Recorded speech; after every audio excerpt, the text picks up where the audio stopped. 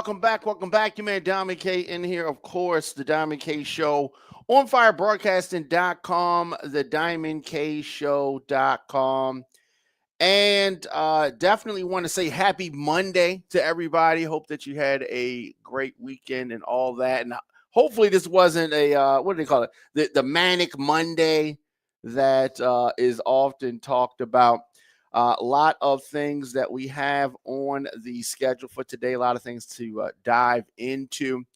So we're going to talk about a couple of things. So starting off, we're going to talk about where things are with regards to the U.S. and Colombia.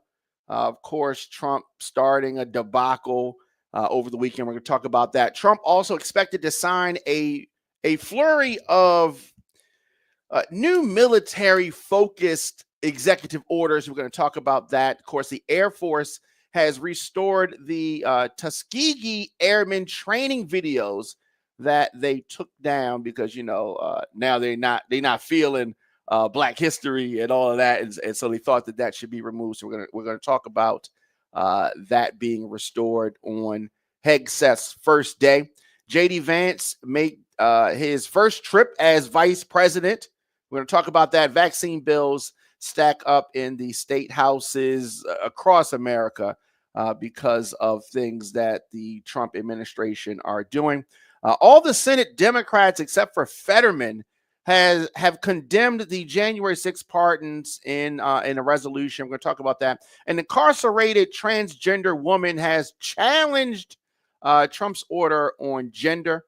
And in hour two, we're going to be joined by a member of the Maryland Republican Party to talk about Trump and how his agenda affects the Black community. We're going to talk about that. Also, Chiefs and Eagles, Super Bowl set.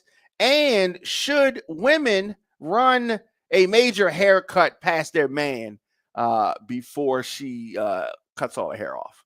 We're going to talk about that and much more today.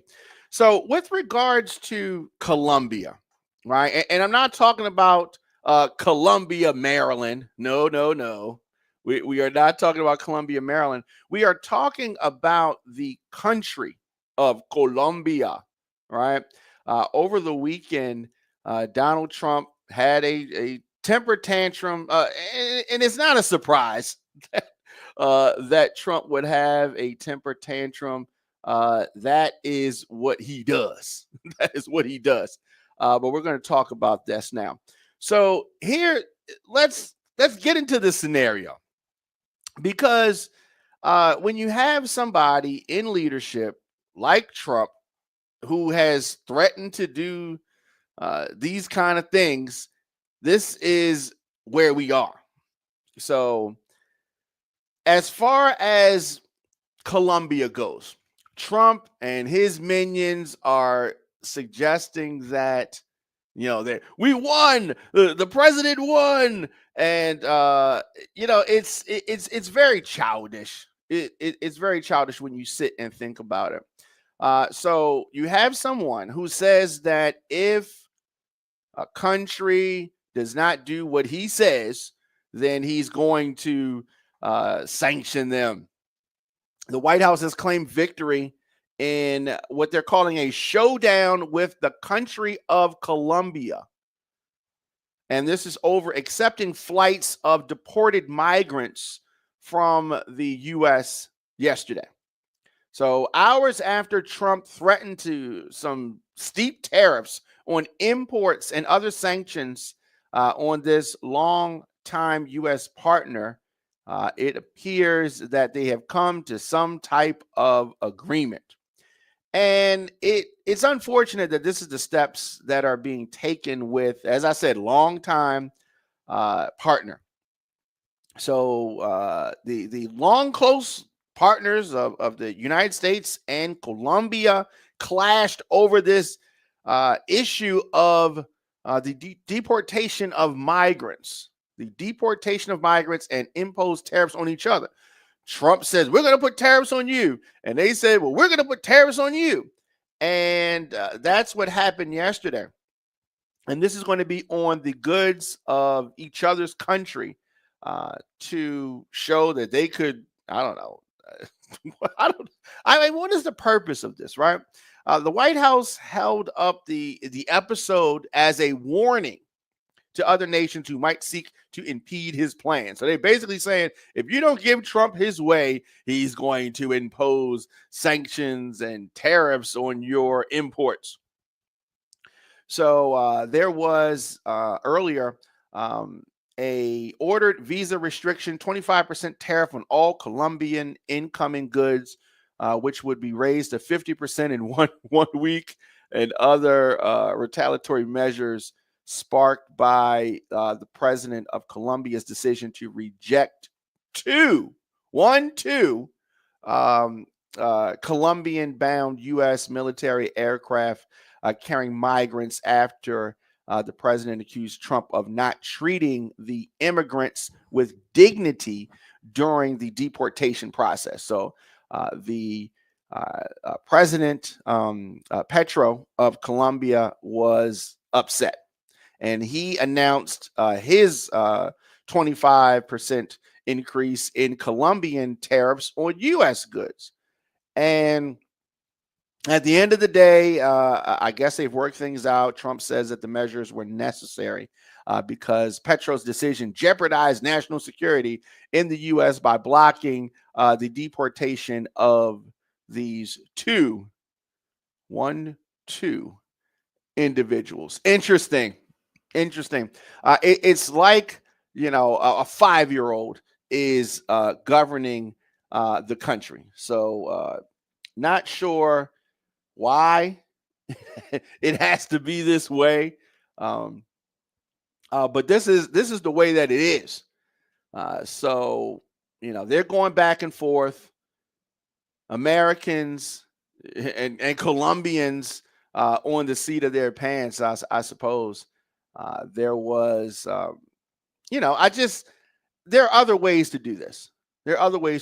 And it's like the little boy that cried wolf. At some point, these tariffs are really going to be ignored. And you can't play this game with China, really. I mean, as much things that we import from China, if China does a retaliatory 25% tariff on us, can you imagine that?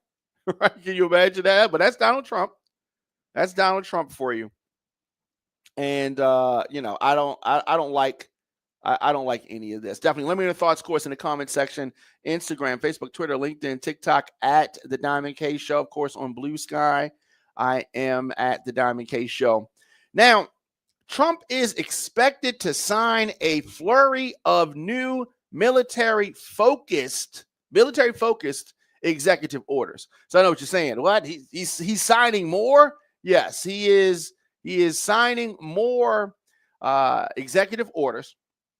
Now, executive orders, we talked about this yesterday. We also talked about this on Friday. Executive orders are the tool of the president, and it is a way to kind of get around Congress and enact some things that a president wants. It is legal as long as what they're trying to do the president does not go against the Constitution. All right. As long as it does not go against the Constitution. Now, that is something that I'm sure Trump is not, he's going to probably ignore.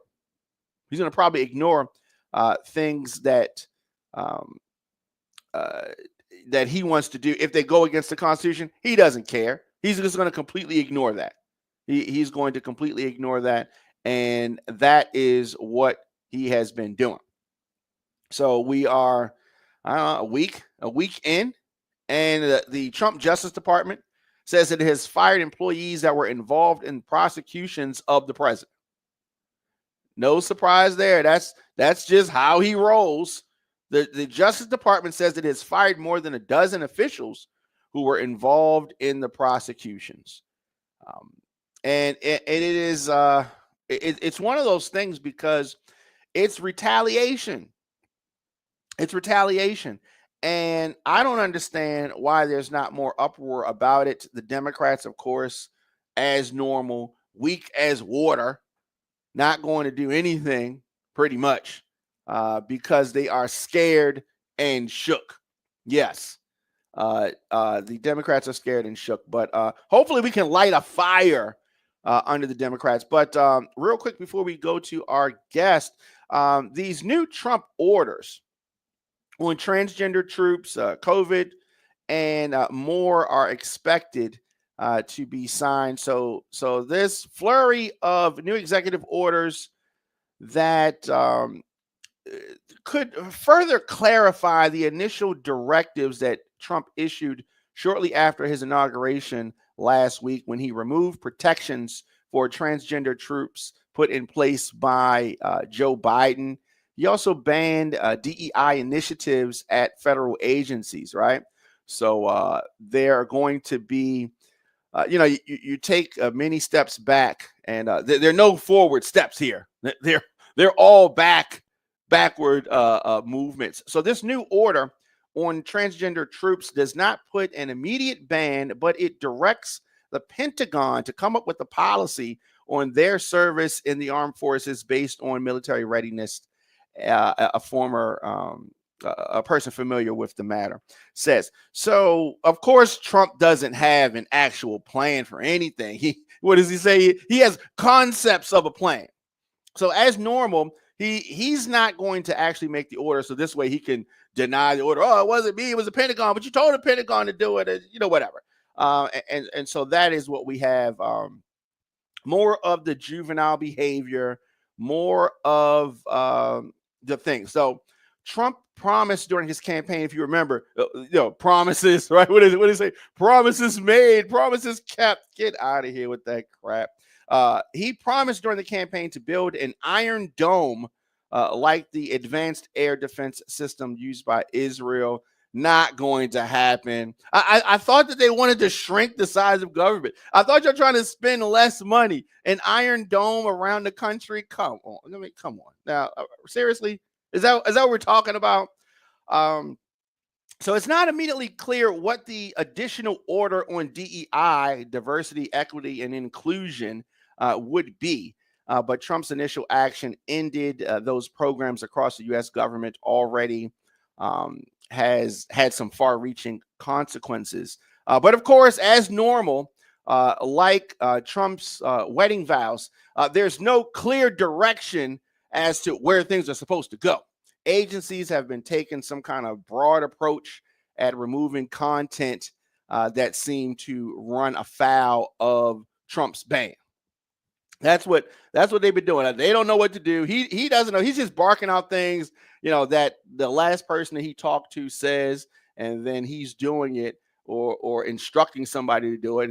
And then when they're asking for clarity, he doesn't know. I don't know. I already forgot. I forgot what, whatever. Ask Stephen Miller, right? Ask Elon, right? Ask Elon, what it is. But the Air Force, for instance, so last week he goes through this whole rampage like a grumpy grandpa with the diaper. And he goes through this rampage. And so some, members, branches, Air Force, for instance, removed the Tuskegee Airmen training video. Because, right, of course, he doesn't want anything that would teach about this, right? This is teaching white people to hate each other, whatever, hate themselves, or whatever, right? So they removed that. Now they've brought it back because they're totally confused because it's not clear leadership. It's not clear leadership. And when you don't have clear leadership, you have what is commonly referred to as confusion. Confusion. So we're going to do this. We're going to take a super quick break, and then we're going to come back, and we're going to be joined by a proud member of the Maryland Republican Party. And Mr. Christopher Anderson is going to explain some things to us, hopefully, because I need clarity, because I do not have it. I do not have clarity. We'll be back right after this.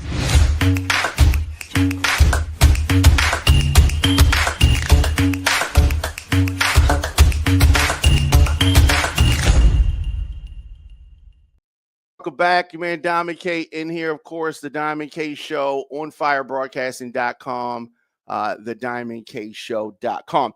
So I am pleased to welcome back to the show, friend of the show. Did I say that he is a proud member of the Maryland Republican Party, Mr. Christopher Anderson? Welcome back to the show, sir. How you doing? Thanks for having me, Well, Tommy K on. Thank you. all right, absolutely, absolutely. What does your hat say? Okay, Black Voices for Trump. I thought that's what it said. Okay.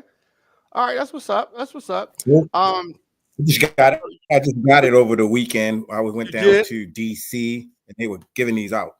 Yeah, as they should. I just came from the inaugural. Yeah, I mean, because they can't sell them, right? Because who's going to buy them, right? But they got to give them away, and I get it. And it's promo, like promo. We used to do promo all the time. We give away flyers. It was on a lot of them.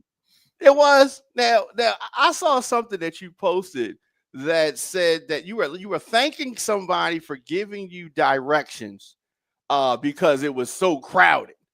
Come on, man! Like at the inauguration hoopla, you trying to say it was crowded in DC last week? DC was crowded. I don't understand how you don't know. DC was crowded. The streets were full of people. They had things blocked off where people had to walk. You couldn't drive into DC. And DC streets were crowded. But, they had it blocked off, obviously, for security reasons. But I don't know if it was really crowded like that. If it was crowded, I wish I could show you the crowd, sir. I wish you had some pictures. They were blocks long. They took things inside because a lot of people weren't coming. People that was down there, it was cold. He said it was cold outside, so we can't. They'll show you some pictures. Yeah, I definitely would. I would like to see that because it was cold, but the invited people, the streets were crowded. Yeah. And is our connection good? Yeah. Did you feel a certain kind of way that it went inside instead of being outside? Would you have rather it had been outside? I would rather it had been outside, but it was extremely cold. The cold was something. It was cold. Most of the people that I know when Obama came in too, but we just bundled up. We didn't go inside. But it's climate change, and so these are the results of climate change. And so so obviously you voted for it was colder for, I don't know if it's climate change. It was colder for Reagan's. It was colder for Reagan when Reagan went in. So I don't know if it's climate change. It wasn't as cold. Reagan was in the one that did. Well, regardless, it was cold when Obama was here, and it was colder, and it's getting colder. Can we say that? No? Yes, we can. Yeah. We can say that. Yes. All right. So you voted for Trump, and so you've been a day one. Were you a day one supporter, or you came in sometime during the primary process? So day one, I was on your show the first time. That's right. No, but I'm trying to remember whether you were there in the beginning, because initially there were like 15 candidates, something crazy like that, and Trump started running. I was there in the beginning. Yeah. What was it that you saw? Kim Klacik came on after I did. Kim Klacik and yeah. I saw you in the picture with her as well. And so I guess you saw her and you felt sorry for her and you took a picture with her, right? Or was that what happened? Because you didn't have to take that picture with her. You did her a favor. I mean, she looked nice. She's a nice looking lady. It's just that she's a nice looking lady. I don't think that she's that she's attractive. But she's one like Candace Owens who's better on mute. Right, you just put them on mute, because if you listen to the words that's coming out of their mouth, it sounds crazy. But what is it about Donald Trump that you? I don't understand. What is it that you don't agree with? From Candace Owens and Klacik, pretty much everything. No. I'm gonna answer your question. You said, what is it about Trump? What am I missing? You go ahead. No, I'm saying, what am I missing about Trump? Because you're missing the executive. You're missing his policies. You're more concerned with his personality. It's just listening to you. You can tell that you don't like him, but you're not really looking at the policies and how they're helping America and the people that's in America, and including the Black community. You're not paying attention to any of the policies, or you're not dissecting the policies. And I think that as a community is going to be our downfall, because most of us approaching this too emotionally. We looking at it and saying, oh, I don't like this guy, so I'm just going to hawk on everything that he does. But some of the stuff that he's doing is actually helping us. I mean, what a lot of people that voted for these things will agree. And it seems like your pushback on it, and most of your audience pushback on it, we can't afford to do that as a people. Take, for instance, the deportations here in Maryland. The mayor said, well, the mayor changed his mind. You notice the mayor changed his mind. The mayor said, no, we're not going to interfere with ICE raids, but we're not going to help. But at first it was like, oh, we're not going to, no, oh, we're not, But you got criminals running around the community. And as you can see, the first thing Donald Trump did was get the criminals out of the community. What's so wrong with that? I mean, I can understand if you don't like them or whatever, but let's stop right there. Okay. All right. So you said that the first thing that Trump did was get criminals out of the community. Did I hear that right? You heard that correctly. The deportations, they said that, yes, I did. The deportations are the worst of the criminals first. They caught gang members and rapists and stuff like that. And that's what they're putting on the plane. They showed it on Fox News, putting them on the plane. So you can't say that's not happening. You got to admit that that's happening. They're getting criminals off the street. So yeah. I don't see what's not to like. Okay, so I mean, I get it. You don't like him. No, I'm saying on paper, I hear you, right? But he just released 1,600 violent criminals to the street. Like, he just pardoned a whole bunch of violent offenders and put them on the street. He says that they're releasing other countries. They're releasing their criminals and sending them to our country. He literally just released criminals, literally. But I'm sure we're supposed to ignore that. But can you agree with the people that he's picking up through the ICE raids? Can you at least agree that they are the worst of the criminals? They're criminals. They got a guy that raped somebody. Well, they got a guy that a gang member. Don't we need them gone?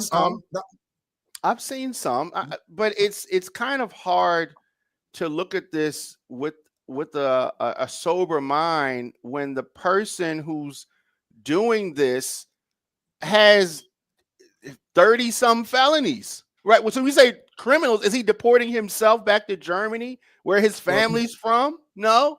His wife is not a citizen. 2 of his 3 wives were not even born here. Criminals. 2 of his 3 wives were not even born here. So his fascination, obsession with immigration is mind-boggling. His grandparents are not from here.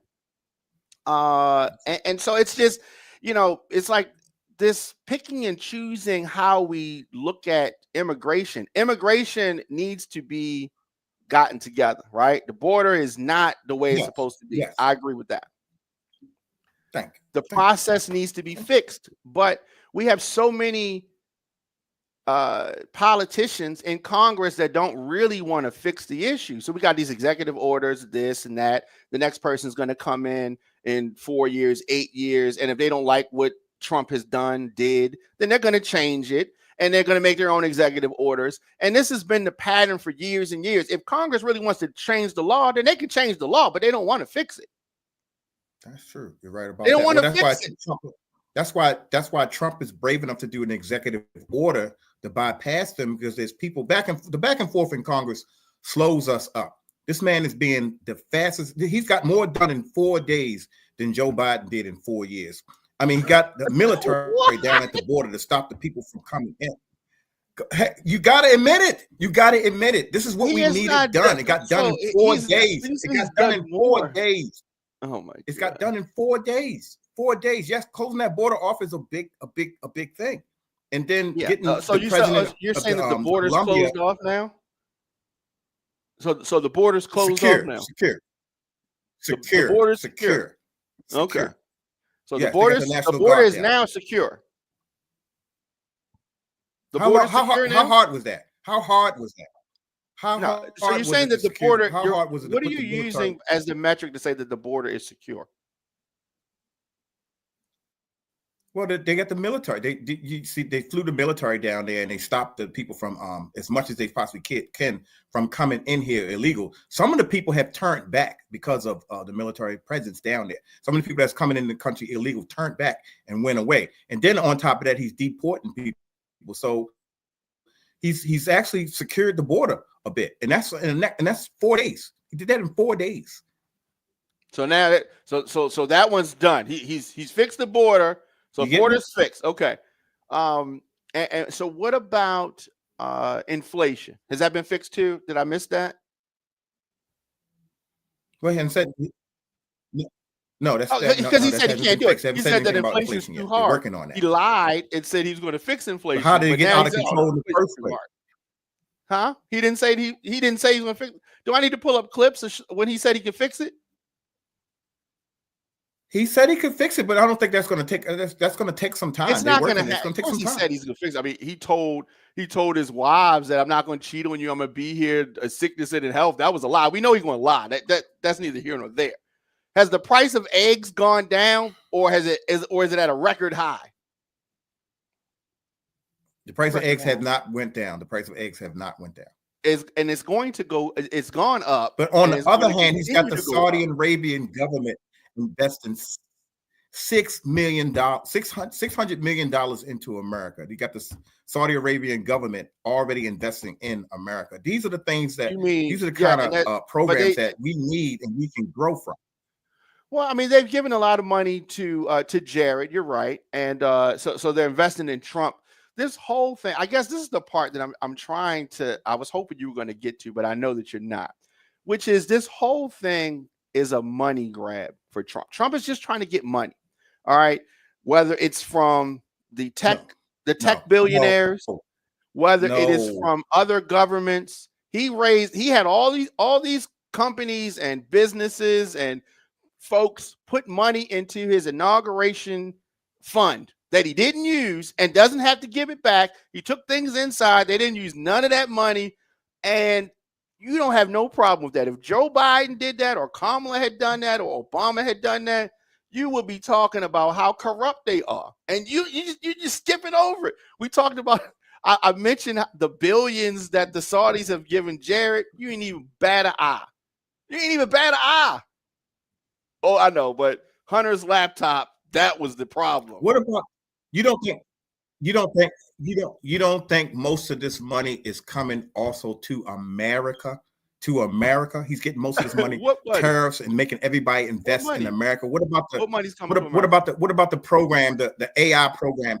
You think that they're investing in this money just to give it to Trump? No, that's not corruption. He's getting this money to invest in AI for America to advance us in almost every way. The tariffs alone will bring money into America. The tariffs alone is what got us money from other countries. Instead of people taking money, do you think giving Ukraine billions of dollars, giving away money versus bringing money in is better? No, it's not better. I mean, you can't sit there and say that. Well, let me say this part about the Ukraine situation. I never was a fan of the arrangement that they have with Ukraine. But what is not often talked about is that America gives money to many countries, like Israel.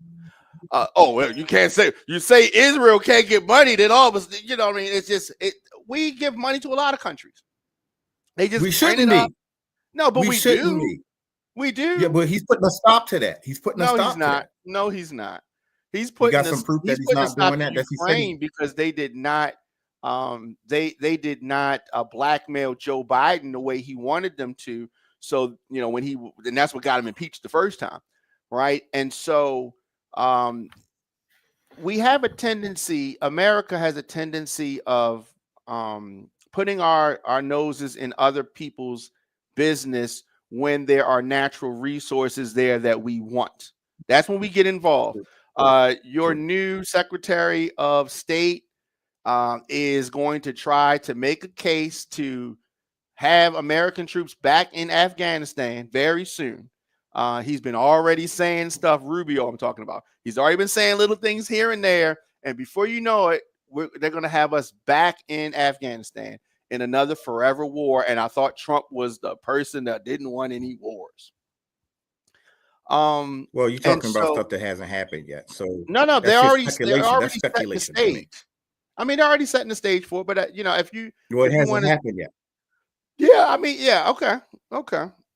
But I think that we should pay attention to the signs. I know he stopped the money from Ukraine. The money from Ukraine did happen.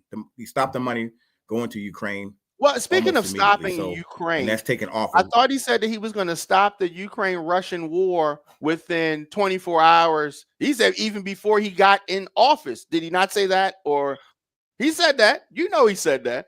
And so it's been plenty of time. So now he's saying it's going to take 100 days. Yes, it's going to be 100 months. It's going to be 100 weeks. It's going to be. He ain't going to be able to control it. And I'd have more respect for him if he say, okay, I said this, thought I could do this. You know what? We can't do that. But he ain't going to say that. He's not going to say that. He's going to blame it on. He's going to blame it on Obama. He's going to blame it on Kamala. He's going to blame it to someone. Go ahead. I'm sorry. Put the blame where the blame goes. The blame really will go to Putin.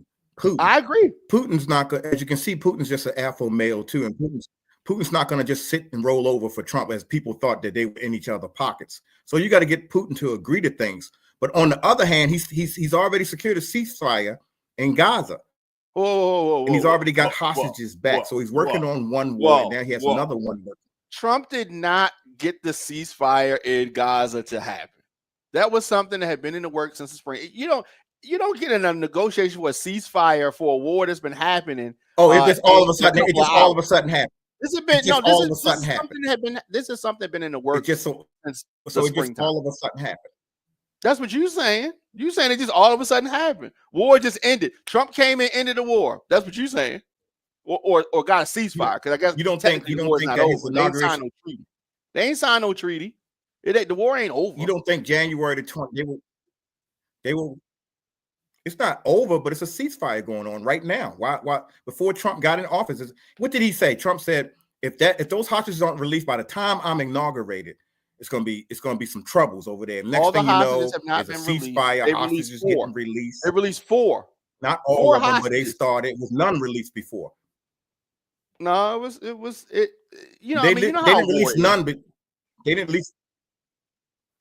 No, they have released some.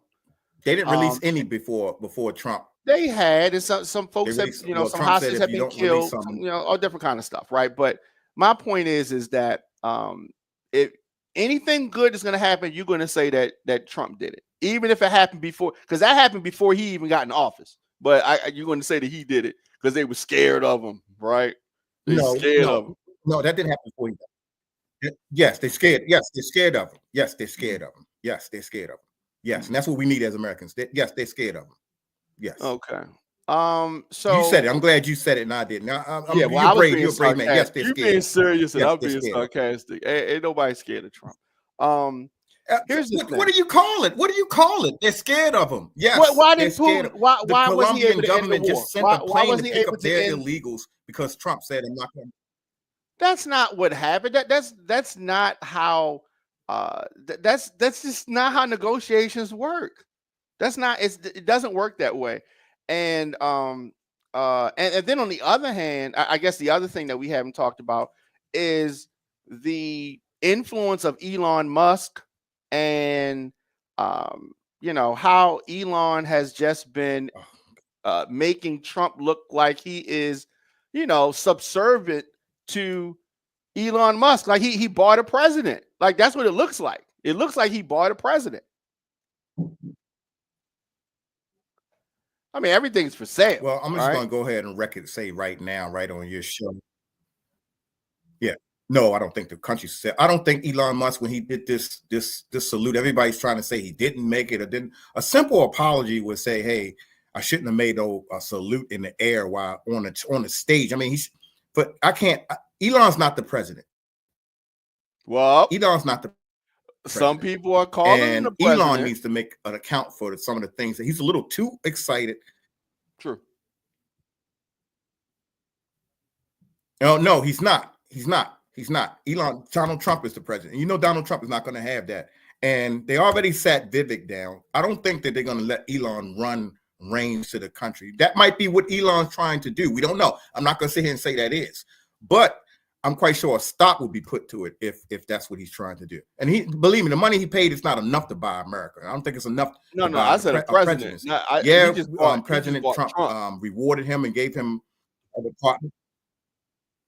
What do you think about what Trump said that Elon fixed the machines in Pennsylvania for him, the vote counting machines?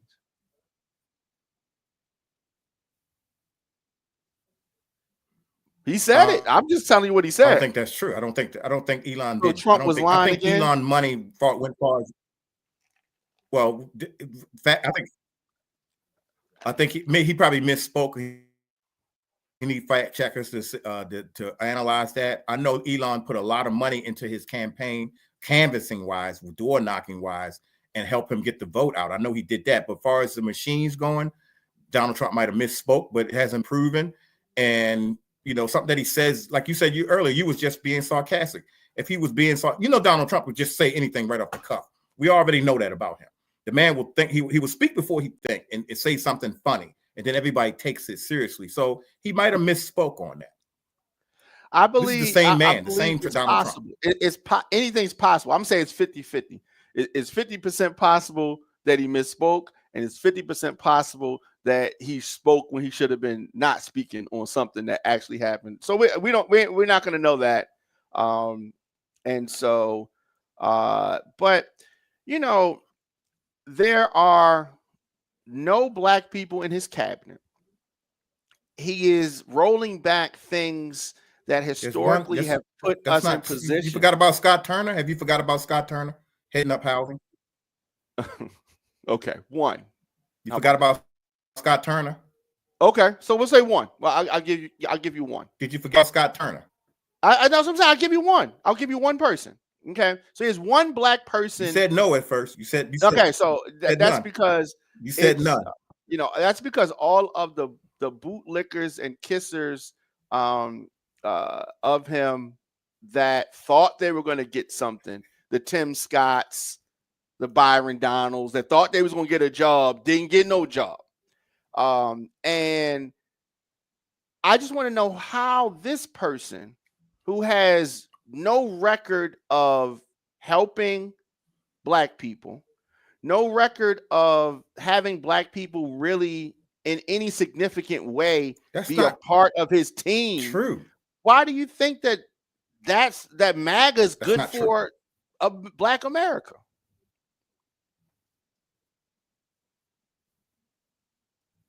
Well, what you just said, you said there's no record. We got low unemployment the last time he was in office. Permanent funding for HBCUs, and the First Step Act.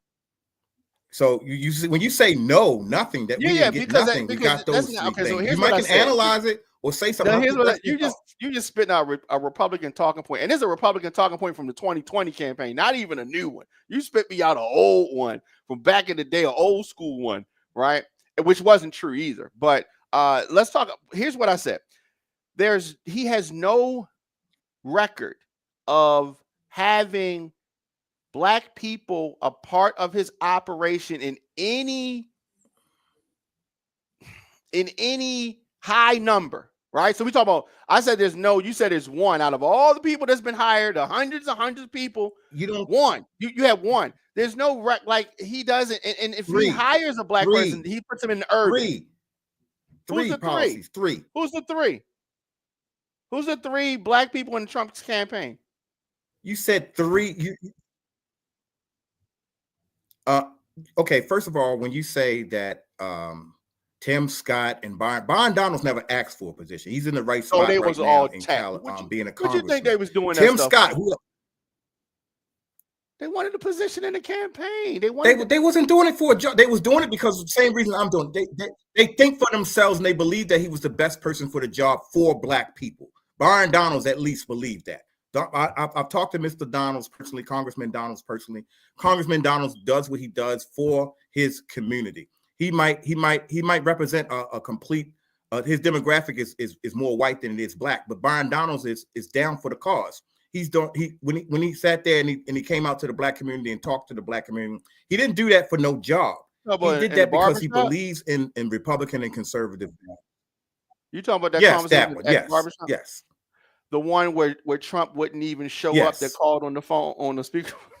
Okay. Now, here's the thing. I don't disagree with that. I think that he may believe that. But I think that it's a misguided thought. Right. He may believe. It's a misguided thought. He may believe it, right? But so Byron, Misguided or not, who? misguided or not, he did it. Misguided or not, he did it. That's what he did it for. He did it to help his community, misguided or not. When people say these people are misguided, that's an old talking point. You say mine come from 3 years ago, but 50 years ago, when they say black conservatives are boot licking and ass kissing and all this, that's not true. We're the thinkers. We're the ones that think. We're the ones that's trying to bring the progress to the black community. You should be thinking, most of us be thanking God that 30% of black men voted for Trump. We should be thanking God for that. And it's a damn shame that we had to do it undercover. Look, I think we're on the wrong path as a community, not joining with Donald Trump. The number one issue you said help us right now is immigration.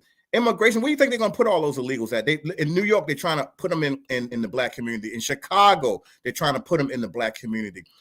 So many other conservatives and some pro-blacks have said that is dead wrong. Tyrese Nassid has said it's wrong. Dr. Claude Anderson has said it wrong. Dr. Umar Johnson has said it wrong. But since we don't listen to our scholars and we call baby names, oh, they bootlickers and they don't understand stuff, you should be thinking the black community should be thanking black conservatives like Congressman Donalds for sticking their neck on the line just to see a difference in our community. We might have dodged a bullet with the illegals in our communities, and the crime is already high enough in our communities. So you got to agree that illegal immigration was the number one issue that affects us all, especially the black community. Okay, so you said that immigration is the number one issue. It is absolutely not the number one issue. The number one issue is the money. The economy is the number one issue. Immigration, especially for the black community, immigration is not the number one issue. It shouldn't be. I don't even understand how. That's something that white people in middle America may think, but in the hood, the number one issue is money. And how is Trump helping black Americans with money or make more money or anything like that?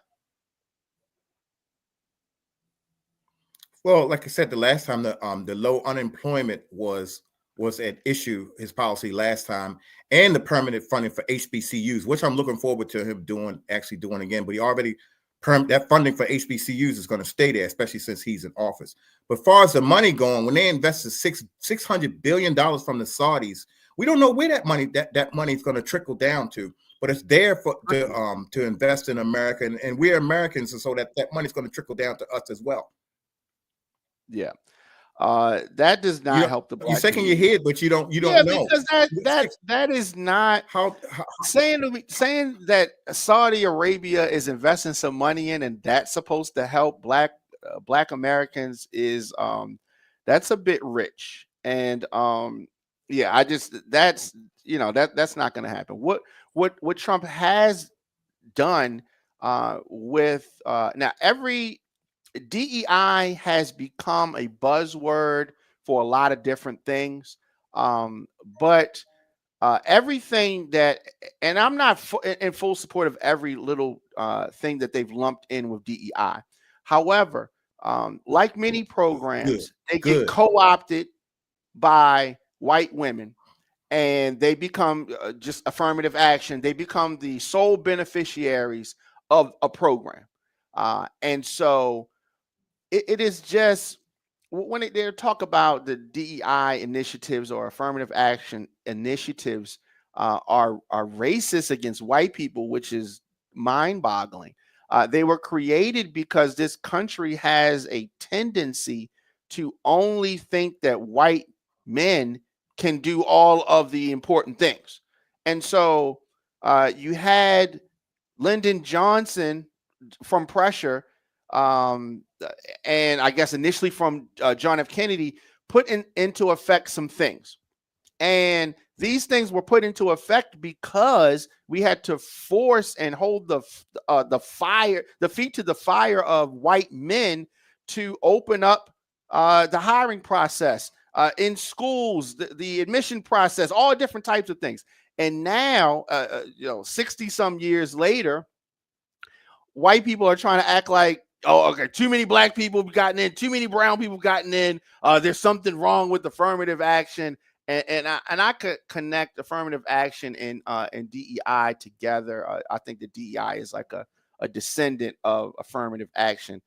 You shouldn't. Are you? You shouldn't. No, it's not. Of the mindset that this is before we were born, but in the time, I guess our grandparents' time, when our parents probably were kids, when things were segregated, did you think that there was a need for any of these laws that came about to force white men to hire other people? Or you didn't think that they had to hold their feet to the fire for a reason? Well, first of all, I don't think DEI is not the grand. The DEI should not be what you said earlier. White women have been the recipients of our affirmative action programs. We admit that. We have to fix that. Okay, DEI is not helping that at all. Okay, matter of fact, DEI is not working. By the way, that's all Trump took away was the DEI on the federal level. Look at California. California, they got DEI hires for the mayor, the fire department, and three of the people in the top fire department area are DEI hires. Now, and they're more thinking about transgender rights and representation. And they done burnt the damn whole state down. They done burnt the whole damn state down. And now Trump's got to come in there and clean up after them, because they done burnt the whole damn city down. Maybe they should know about putting out fires more than DEI, than trying to give us some diversity, equity, inclusion, and false representation that don't represent black people at all. And they can't even put a fire out on top of that. That's the bigotry of low expectations. And we as black people can do way better than that. What? Okay. You said a lot there. Should have had some black people put those fires out. When a white male is hired, those fires.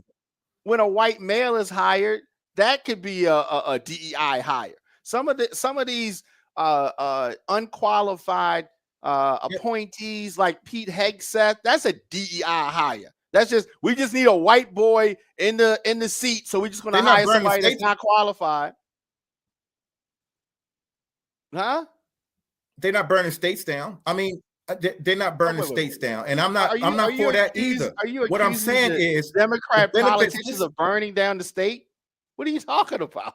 Yes, yes. Okay, the wildfires happen every year because of the conditions on the ground. No water in the water in the fire hydrants. No water in the fire hydrants. No water in the fire hydrants. In a forest fire.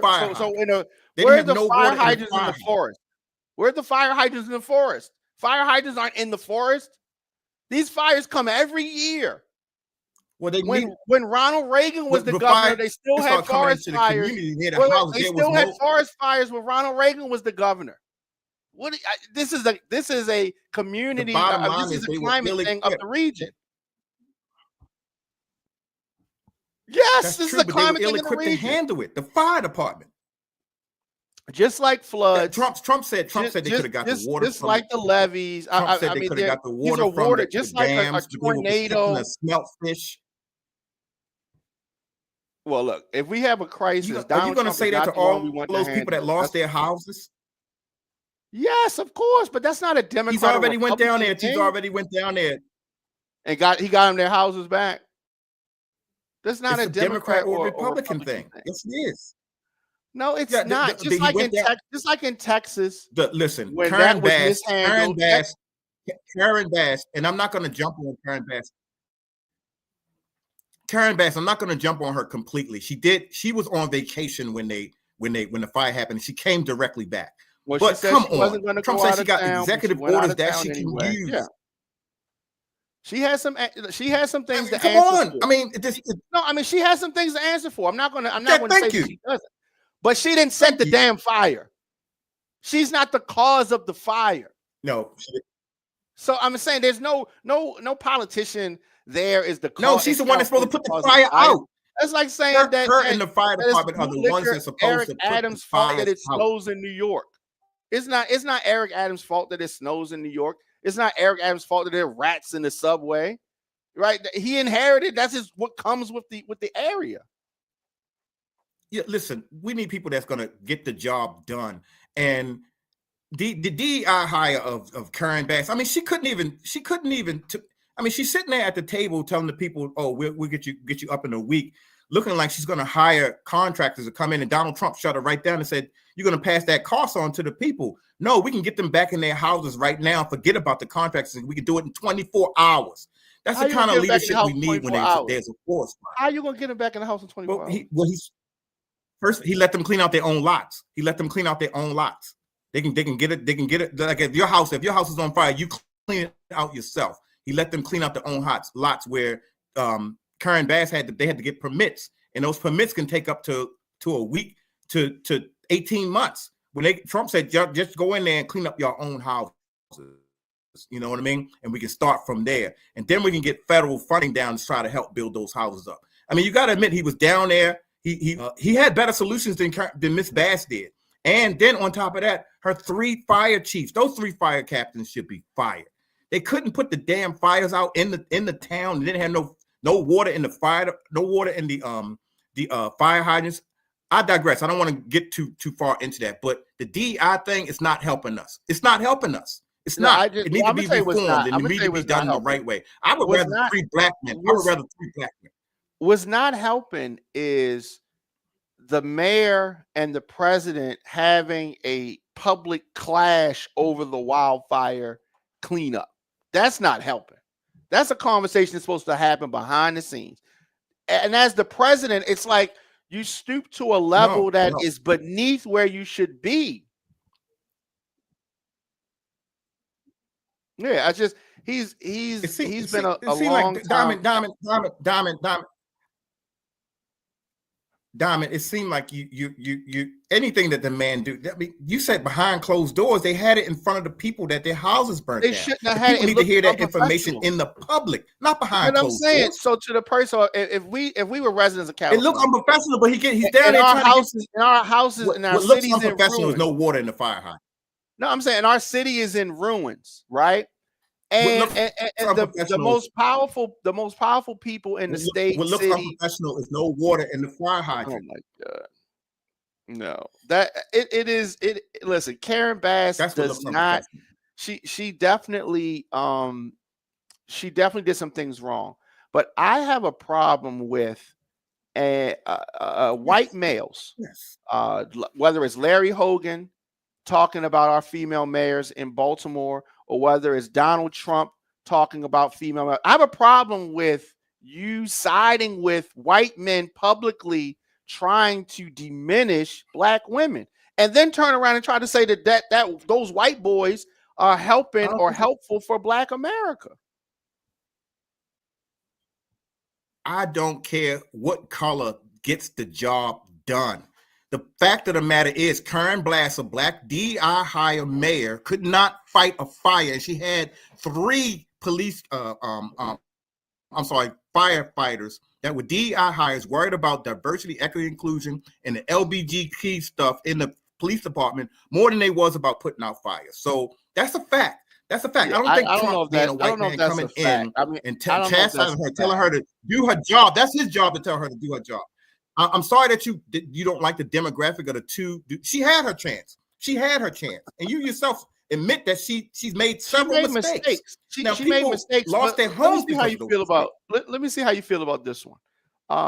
The Catholic lady gave a very nice sermon. She asked Trump and his minions for them to have some mercy on marginalized people, and this elderly infant thought that was a bad thing. Like she said something. She was nasty. No, she wasn't. She was the most polite. That was the most polite sermon that I've heard. Prayer. That was one of the most polite prayers that I've heard. Those evangelicals, talk all greasy about people, so-called people of God. This lady said, "Can you please be think about and have mercy on people?" That's what Jesus was teaching them, right? But that was an issue. He had an issue with that. Listen. If you want to go there, what Jesus taught, I don't think she has the authority. I don't think that she has the position, even on that pulpit, to tell the president what to do. The Bible says the female preachers shouldn't be telling the male preachers what to do. Yes, he's the president of the United States. The Bible doesn't say that. You said the Bible. Don't tell a man. Don't tell her. The Bible says that she is not supposed to be telling a man what to do. She's not supposed to be telling the man what to do. And then she was wrong. How you know he wasn't going to have mercy? Him nicely. He never said I was going to go in there and get everybody. He never said that he was going to split. It seemed like she was on some sort of agenda type stuff and mad about the deportation. Let's get real. She's a Democrat. She don't like the deportation. The man got it. She basically telling him don't do his job. Why is it? I mean, it's a no-brainer to me. It's a moot issue. She said what she said. I don't think she has authority to say what she says. Not to the president. I don't think she said it in the correct way myself. I don't think she being a preacher. And you mentioned the Bible. The Bible says she's not supposed to do that. The Bible says that. The Bible says she is not supposed to tell the man what to do. The Bible says that. Listen, he knew that he was going to the Washington National Cathedral. And he knew that. And he's in charge of the country. Whole family went, and they knew who was there. Of the country. They knew who the bishop was. She should have had that conversation with him in private. Do you think that she should have had that conversation with him in private and not in public? So for the people watching and listening that don't know what we're talking about, who's in charge here, him or her? Who's in charge? Christopher says that that's a private conversation she should have had with him. Christopher says she's very mean, and so let me read to y'all what she said. She said in a very soft tone, "I ask you to have mercy upon the people in our country who are scared now." She continued, "There are gay, lesbian, and transgender children in Democratic, Republican, and independent families, some who fear for their lives." Whoa! What is wrong with fear for their lives? First of all, is that true? Fear for their lives. Fear for their lives. Are there gay Republicans? I can name it. Tim Scott. Fear Tim for their Scott's lives a gay Republican, allegedly. Maybe they're false.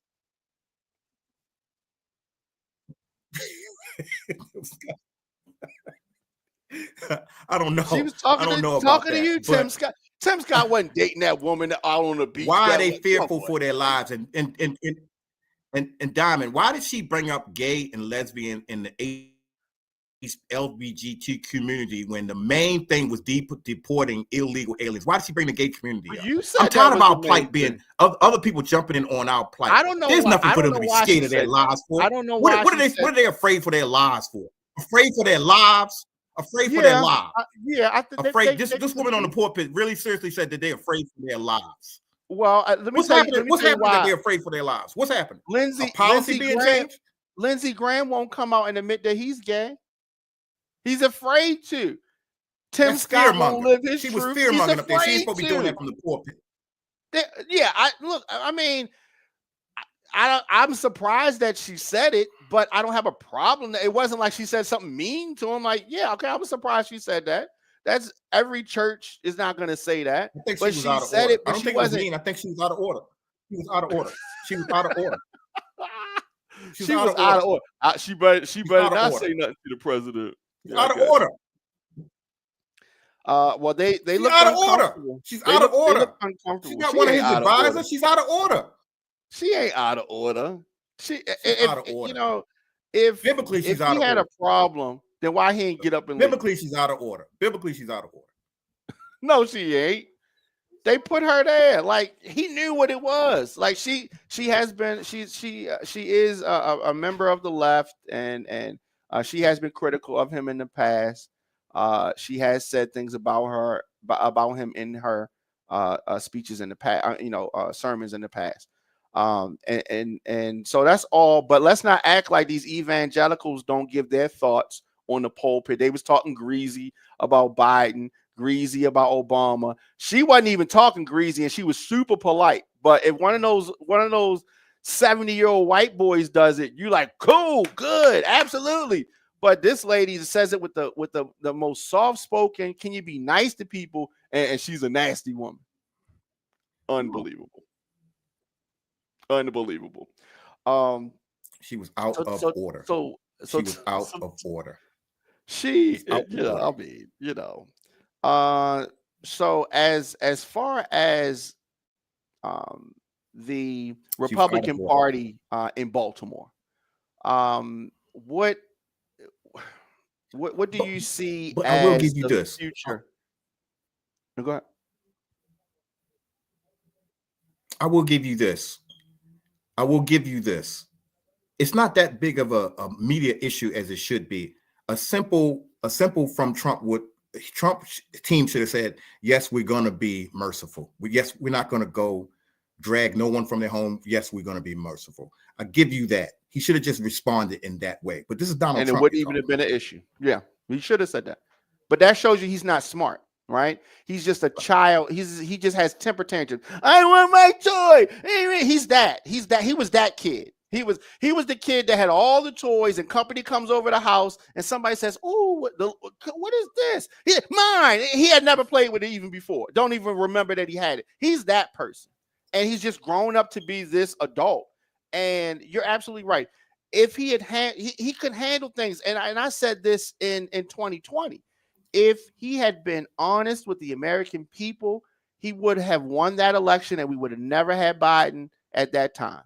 But he mishandles everything, and it's just like you go back to George Bush, because usually when a war happens, some kind of a pandemic, a health emergency, people don't want to shift gears. They want to stay with the same person who's going to guide the ship. And so when you go back to George Bush, when he had, when we had 9/11. Prior to 9/11, he had a low approval rating. That was something that got people behind him. And even though he took us down the wrong path, even George W. Bush was able to see, okay, let's guide this ship. But no, he did, crash us into the rocks, and Obama had to save and bail everybody out. But that's a whole nother thing. So you say that black people should get behind Trump. And this is going, and we should ride the orange Cheeto to the promised land. Oh my God! Yes. The last time he was in office, we got benefits from that. The last time he was in office, come on, the HBC. We listen. The way we're going to be talking in a vacuum soon. 55% white women voted for Trump. 65% white men. 55% of Latinos and their women voted for Trump. Asians voted for Trump, and he got the youth votes, 36%. We are going to be our issues are going to be left behind. They're voting for policies and things that will change their community for the better. We're still on this.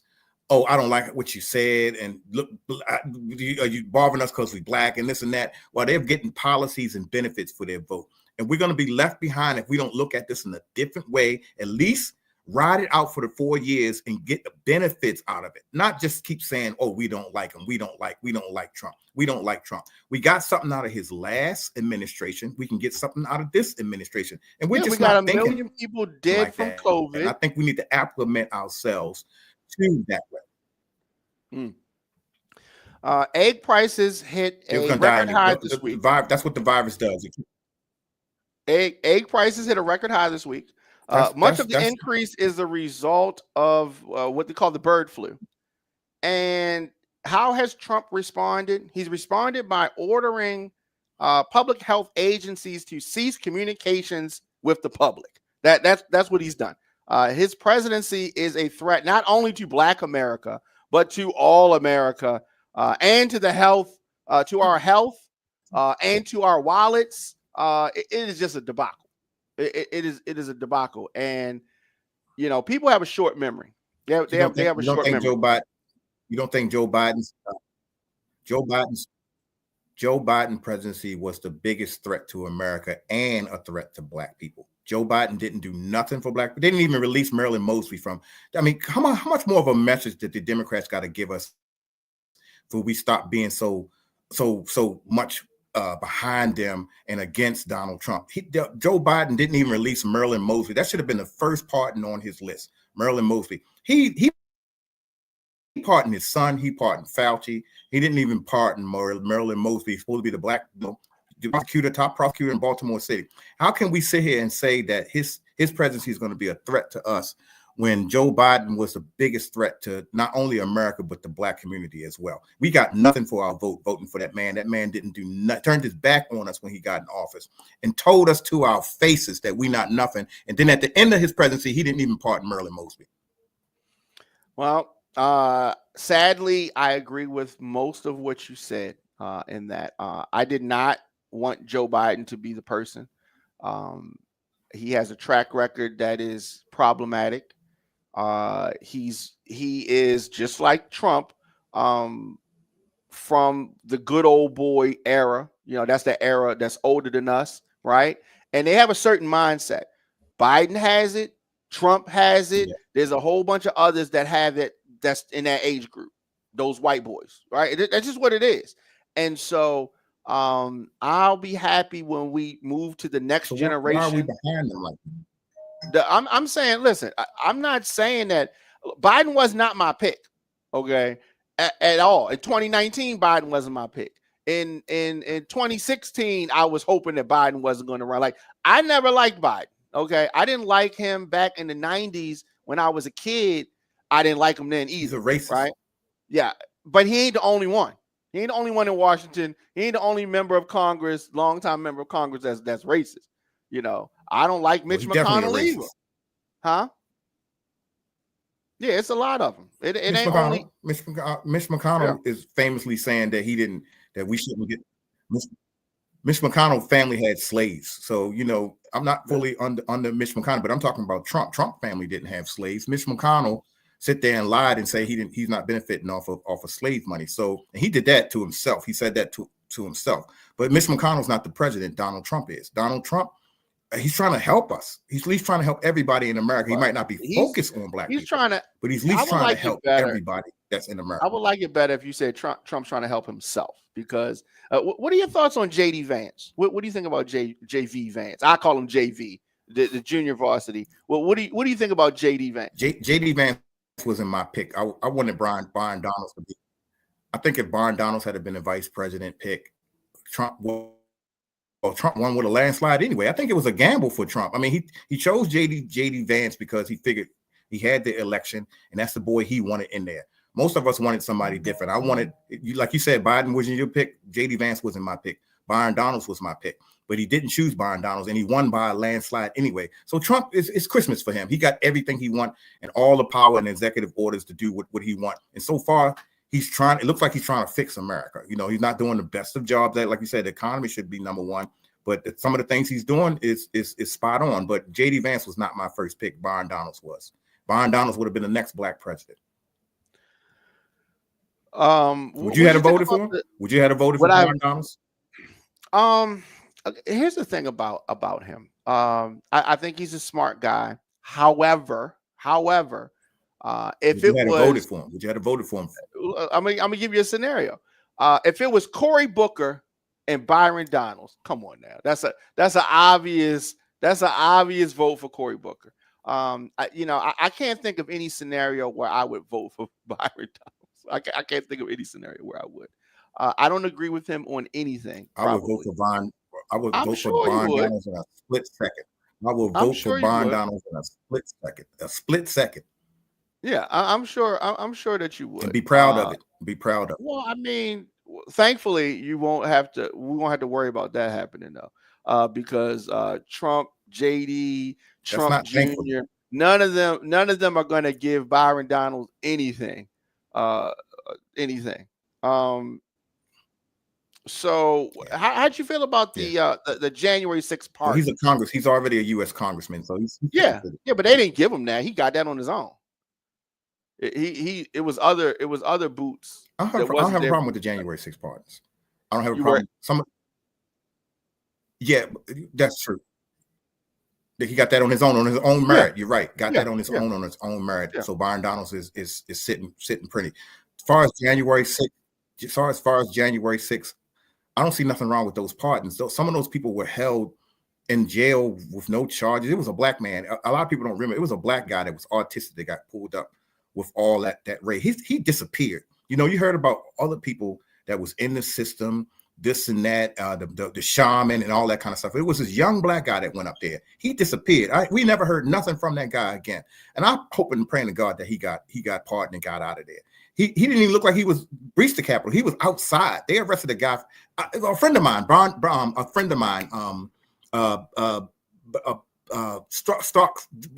Struck. Brandon Struck got arrested and he was outside. He didn't even go in the building. So you just can't arrest people that was outside, that demonstrating, that didn't do nothing. So I say, yeah, I'm okay with those pardons and those people that they let go. You What don't about know. the Not ones everybody was there to that violently assaulted police officers? I thought y'all back to blue. That's why I wore my blue sweatshirt today. I thought y'all back to blue. But these are people that they were in literally jail. They assaulted served their police time. officers. They served their time. They didn't serve their time. You know what I mean? They served their time, didn't they? Didn't they serve If their I was time? representing They served their somebody, time. if I'm representing somebody who is accused of assaulting a police officer, I'm going to now say, no, the president pardoned people that assaulted the police. I could point to case law where the president acquitted people and pardoned people rather and commuted their sentences. So you can't charge those my guys client was in for jail for assaulting 4 police. years. How they going to be in jail for 4 years when it happened Those in guys was in jail 2021? for 4 It just years. happened in 2021, and the cases, most of these people didn't even do 2 years. They're like they were in jail 18 months, a small amount of time compared to what they did. People that got sentenced like 20 years. You tried doing that. These are people that got sentenced 20 years and they just got sentenced. They didn't get sentenced in 2021. It took a year before they even started the cases. It was a year before. Merrick Garland, the worst. Can you tell me what? Okay, can you Merrick tell Garland's the worst. You heard what I said. What do you think was so wrong about them people being part? Yes, some of them assaulted police officers. Some, here's my thing. But the majority of them they locked up. This is JD Vance, and Mike Johnson said that, and Pam Bondi said that they were going to look at each case. Now, I agree with that. Maybe there are some people there that shouldn't have been. Trump did a blanket pardon of everybody and commuted the sentence of some maybe like 10 or 15 that were super violent. But my thing is they didn't look at anything. He set a very dangerous precedent that says political violence is okay as long as it's for me. And I think that, and I want you to mark my words, some of this stuff is going to come back to bite Republicans in the butt. Some of the stuff that y'all doing, all this free nilly stuff, the Supreme Court stuff, this taking away the security service protection of people that worked for him, this stuff is going to come back to bite. And I'm going to be right here, just like I'm going to tell Spanish people that voted for Trump, when their grandparents get deported and their friends get deported, I'm going to say, I don't want to hear none of y'all blood clot crying. I'm just saying. That remains more speculation. That's more speculation. That remains to be seen. So I'm going to talk to you about one case in particular that me and you probably agree on, and all of Americans agree on, and that's birthright citizenship. Birthright citizenship. Donald Trump has wrote a executive order to stop birthright citizenship. That's got to go to the Supreme Court. Okay, so it's going to the right place. It's an executive order right now, an idea that he has. But if it don't pass, it doesn't pass. We let the judges see about that. We're the only country that do birthright citizenship, and most people that are coming over illegally. We're not every nation does birthright citizenship. He's trying to take the motivation of people to come he might be wrong about that. He might be wrong about birthright citizenship, but that's up for the Supreme Court to decide. So I don't think nothing's going to come bite him in the tail. But we'll hear everybody when the Supreme Court say, no, you can't do this. We'll hear everybody say, oh, we got you. No, that's what the Supreme Court's supposed to do. And that's what the president's supposed to do. He's supposed to write an order and say, I want this done. Here's the thing. That specific executive order is unconstitutional. That the issue of birthright citizenship is addressed in the 14th Amendment. It is addressed in the 14th Amendment. The executive order is unconstitutional. And so that's why you have all of these cases, 5 cases immediately, and they're going to be others. It's being upheld now. And it is, I'm surprised that he's challenging birthright citizenship. It's interesting. But he doesn't know the Constitution. He doesn't listen to his attorneys. He just doesn't understand. The historic foundation of that principle in this country reflects an aim to eliminate legal inequalities and promote. Here's a word: inclusivity. Y'all hate that word, right? That's the sole purpose. We were in this country, our ancestors were in this country, and that is how we got the birthright citizenship. Because initially we weren't citizens, and so this is a foundational piece, or an early piece. It wasn't foundational, so maybe a little while after the foundation of the country. But regardless, it's in the 14th Amendment. It is clear, it is obvious. But Trump has shown his true colors. He's a colonizer. He's a colonizer, and that's what he is to his heart. That's why. But no, yeah, you don't think he's a colonizer? He's a colonizer of America. He's a colonizer of America. So he's trying to colonize America and make America great again. So you think that we should just take Greenland? We should just take Greenland as ours. We should just take it. Well, the Gulf of Mexico. He's trying to take Greenland. We get the Gulf of Mexico in a minute. Greenland. What about Mexico Greenland? And make it into a Gulf of America. Is it for the right reasons? I mean, isn't eminent domain? I mean, that's what they do with eminent domain. Am I correct? I mean, if you need it for the right reasons, we have eminent domain over Greenland. If you need it for the right reasons, yeah. We can't have eminent domain over Greenland. Like Alaska, we purchased Alaska. I know. We purchased Alaska. Louisiana purchase. We purchased that from France. We purchased that. Now, if you talk about taking something from somebody, so you think we should? We don't have no claim on Greenland. We don't have no claim on Greenland. No, we don't. Some of the things that Donald Trump has proposed doing executive orders, we got to admit some of the things are far-fetched. I mean, the Gulf of Mexico, Greenland's, and then there's which is one you say we're gonna get to in a minute, is something. Oh, the Gulf of Mexico. I mean, he got some big aspirations. I gotta hand it to the man. He's got some big aspirations. Whether they pass or not remains to be seen. And all of this stuff helps Black people, right? Greenland. Yeah. Greenland. The homies in Park Heights have been talking about Greenland for a while. You're right. No. I'm just saying. That one, I mean, he's not going to just represent Black. He's representing everybody. But yeah, he hasn't taken the Greenlands yet. He hasn't taken them. And he's not. Yeah. What about the being a 51st state, Canada? It's laughable. It's laughable. I don't know. Some of the things. It's overly ambitious. It's overly ambitious. But this is Donald Trump. Ambition is overly ambitious. He's just saying stuff. He's just saying stuff. He's not thinking about it. He just says stuff with no thoughts. But he might be thinking that they might not can't be done. That doesn't affect us. It might not can't be done. It might not can't. He might not be able to take the Greenlands. He might not be able to take the Gulf of Mexico. He might not be able to take some of the other things that he's talking about taking. But he can deport people out of the country. We can see that he can do that. Yeah, he can do that. Hey, why don't y'all just take John Fetterman? Y'all just take John Fetterman. Yeah, y'all can have him. John Fetterman. I don't know what's wrong with him. Well, we do know. I mean, he just like something's not. He kind of agreeing.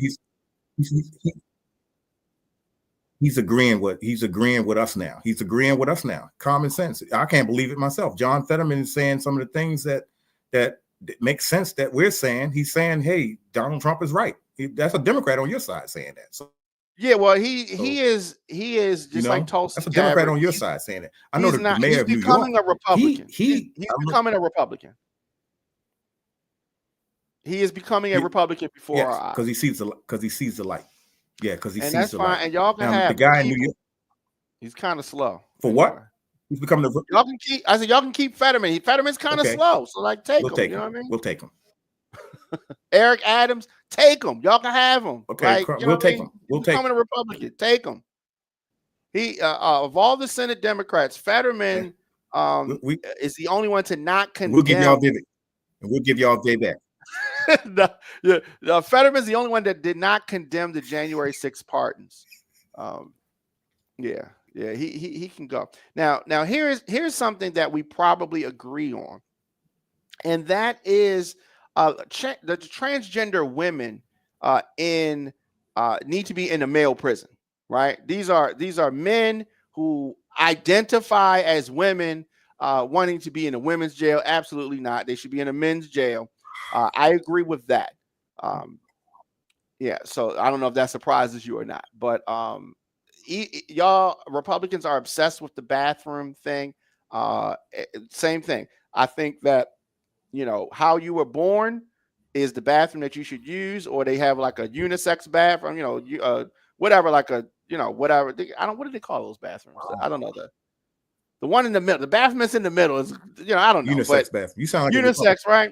All right, that's cool. You know what I mean? But I definitely think that identifying as something or someone other than what you was born should not get you treatment and get you housed where you claim to identify. Definitely. So I think we agree on that, right? Yeah, so you sound like a Republican. I think that's a you might as well. No, absolutely not. Like, so, I think that there's some things like I don't disagree with everything, that Republican. Some things I'm conservative about, some things I'm liberal about, right? And so do you think that transgender folks should not be allowed in the military? I don't think they should be allowed in the military. No. Why? This is what I think they about that. Fight? Like, what difference does it make if they want to fight? No, we don't need them to fight. We don't need them to fight. No, we don't need them running when the bombs go off. We don't need them running scared. They're confused. They don't know who they are right now and everything like that. I think that should be evaluated. They might run away. I don't know. I don't know. I've been in the military myself. I don't know if I was fighting with one of them and one of them dropped his gun and yelled, and ran. I mean, I don't know what I would do. You distract me. I need some warriors out there. Need some warriors. You believe that women should not be in combat? No, I don't. No, I believe me. I believe women should be in combat. I believe women. So what would be the difference? Can serve in a different capacity. A woman would get scared? You don't think a woman can get scared? You don't think straight men get scared? I think we get scared, but we won't be dropping the weapon and running away. I said dropping the weapon and running away. Out here who have deserted for whatever reason. They couldn't take the heat. People deserted in basic training. They couldn't take. Why would you want to promote more? Why would you want to promote more? I'm talking about straight men. I'm talking about straight men. Why would you? No, I'm saying this is not a. Why would you want to promote identity more of that? This is the mindset of the individual. It's a sexual identity thing. It's a sexual.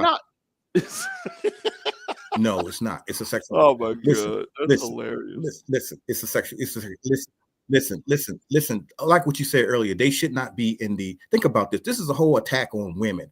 They're in women's sports, choking women out. I seen a guy clothesline a woman and a trans guy. First of all, a trans man. He clotheslined a woman and knocked her down. Damn near knocked her teeth out of her mouth. Okay. And now you want to put them in women's. Think about it. They're always going into women's areas.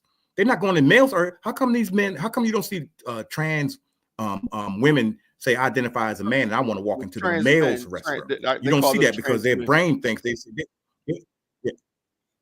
right. They'll get raped in the. They'll get something. They'll get what they're asking for in a male's restroom. You know, damn well they'll get that. So this is an attack on women. And furthermore, I agree with you. I don't think they should be calling themselves trans women. They talk about trans women or women. Trans women are men. That's a trans man. When the movie Transformer, when Bumblebee transforms into a car, that's a trans car. That's a transformer turning into a car. They don't call him a car. They call him a transformer. So if a man is turning into a woman, he's not a woman. That's a trans man. That's a trans man. I think they should label them correctly so we should understand. They do it the reverse way. So if a woman identifies as a man, then they call that the trans man. And then if the man identifies as a woman, then they call it a trans woman. Like he transitioned to a woman or she transitioned to a man. That's you know, I mean, that's, you know, I don't agree with it, but you know, right. The wording is always weird. I always thought that the word homophobic it don't make sense. That's a trans man. It's always messed up. It's confusing. Yeah, you say it should be the reverse way, but they saying that I'm man transforming into a. They trying to say they transitioning to the opposite. So if you say it's a trans man, then they transitioning from a man. It's just the whole conversation is weird. But yeah. So where's all the trans women? Where's all the trans women that want to be men going into the men's restroom? They probably do go in there. We don't. How come there's no trans women wanting to go to men's jails? They probably, let's talk about the bathroom. We don't know nothing about they could be in the bathroom, so we don't know. Maybe they went in the stall and they sat down, and we don't know. They'll F around and find out. That's why. No, I mean that's what they standing up at the thing. They'll but F around and find out. That's why they don't do that, because they'll F around. They probably do. They probably do, and we don't know. They probably go in the stall and we don't even know. Why don't we know? Because we ain't thinking about it. You know how it is. Why don't we know? That'll be the first transition. That'll be the first transition. Straight ahead to the wall. You ain't paying attention to the other stuff. You know, that'll be the first transition we know they got pregnant by going into the male's restroom and messing around with some man's in the mess room. And that'll be the first time we hear about a man getting pregnant, because they know damn well they can't go into areas that men are in. No, it might be a fight in there. It might be a fight, but it's not, because you thinking everybody in the men's room is men. So if somebody was talking crazy to you, you might punch them in their face. You're not gonna be thinking, "Let me smash." You thinking there's a man in here, and you know what I mean. So it's just, it wouldn't even be like that. It would be a fight. I think it would be a fight more than anything. Once a man realized that that's a woman that walked in the men's restroom, a woman. You don't come on now. A rape will happen so quick. So rape will be on the rise. And they look like butches, so they're not gonna be appealing to us. They're gonna have a regular haircut like we do, or a bald head, or braids or something, or a do-rag. A man will know. A man. Yeah, I mean, that's what we have in will know, especially a jail.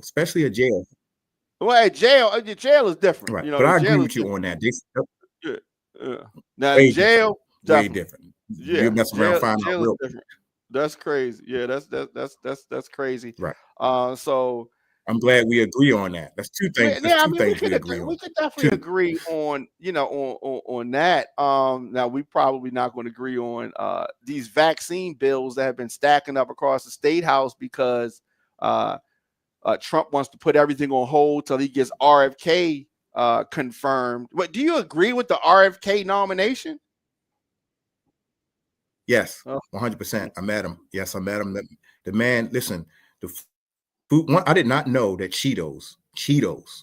I did not know Cheetos. That color on Cheetos is poisoning. I did not know that. Cheetos that you buy in the store. I did not know Cheetos were bad for you. I did not know that. I eat Cheetos. Yeah, well, I mean, I didn't know it's artificial. The stuff that they spray on.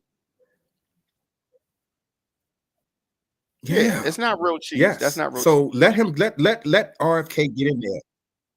I did not. I'm eating those things all day long, sir. I'm eating those things all day long, and it's bad. But there's a lot of bad. There's a lot of bad things. Soda's bad. Liquor's bad. Most of the food that we eat is bad, but They are tied in with big business. They pay politicians. They approve things that should not be approved as Democrat and Republican through their lobbyists. That's bigger than the parties. That's why we need to get the money out of politics. Yeah, we need to have money out of politics. And Donald Trump, get RFK. Yes, I agree with RFK. At least jumping on. I did not know. I don't even eat Fritos no more. I try not to. I cut down on all that stuff. That I didn't know that stuff was the red banned dye in other number countries. 3. Everything they sell the red. Same thing in other countries. They say you can't allow this chemical in.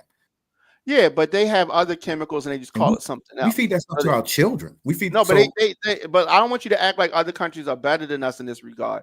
So they don't use the same one we use. They call it something else, but it does the same thing. And it still has this, the orange still has the same color orange, and the red things, the stuff that's in the candy, that red dye number 3. That's in everything. Fruit punch. That's not really fruit punch. That's red dye number 3. And so I mean it's all over everything. Whether it's number 3 and they mix the dyes together to get the different colors and all that kind of stuff. I mean, if you go that deep into it, you won't eat anything. You're already spraying pesticides on our fruit and the vegetables. Well, give Kennedy. You ever see some of them chicken wings? Yeah. The chicken wing be like this big. You're like, oh, ain't no chicken wing that big. How did chicken wing get like that? The steroids. I mean, rat wings. Them rat wings. Right. Yeah. So, all right. So let RFK get in there and do whatever he got to do. Let RFK get in there. Yes. Yeah, that's going to be something else. Tulsi. You agree with Tulsi? You do too. Not Tulsi. You will too. I agree with Tulsi. I don't agree with Tulsi. Tulsi should have been the president. I might have smashed, but I don't want her in a position. Yeah. I smashed Tulsi, but I don't want her working for the damn government. That's for sure. Why? She's not a DI. She's compromised. She's not DI. She's compromised. You'll smash her. Yeah, definitely. She's compromised. How? She's not. Hillary Clinton lied on her. Hillary Clinton lied on her and said that she was compromised. She was working with the Russians. Hillary Clinton did that to get her out of the race so Kamala can move forward. We know dang going well Tulsi is highly qualified, highly military veteran, ran as a congresswoman, didn't have no scandals, no problems. That woman is highly educated. She got a lot of scandals. If anybody's more qualified for the job of the president, she's fine in that position. She's fine. She's not compromised. That woman is not going to sell America out. No, but she ain't fine for the position. Right? She ain't fine for the position. All right. She looks good. Look, right? But look, leave Wonder Woman. Leave Wonder Woman in there. Leave Wonder Woman in there. I just put her on. Leave Wonder Woman in there. Leave Wonder Woman in there. I wouldn't want her around any national intelligence whatsoever. She is just like leave Pam Wonder Bondi. Woman.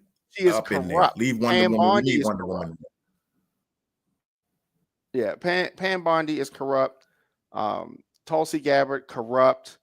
Kash Patel. Tulsi Gabbard is not corrupt. Tulsi's not corrupt. Tulsi Gabbard is not corrupt. Why do you say that? How do you say that? Tulsi Gabbard is not corrupt. No, How do you say that? Wonder Woman is not corrupt. Wonder Woman ain't corrupt. She ain't Wonder Woman. Wonder Woman. That's Wonder Woman. That's she might as well be Captain America. Yeah. Nah, she might be Captain Russia. She might be Captain Russia. Yeah, so she's very controversial. And I actually think that of all, if they could say one, you can get one out and all the rest go through. I would be struggling to come up with it. It would be between Tulsi and Kash Patel. But if I had to really buckle down, I would say that that Tulsi is the most dangerous of all of the picks. What? Yeah. Tulsi? Yeah. Are you serious? Yeah. Tulsi, are you serious? Then Kash, then RFK. Yes. So she RFK. is RFK. Yeah. American RFK, icon like RFK. Okay, RFK. Okay. Do you know why he talks like that? He's abused.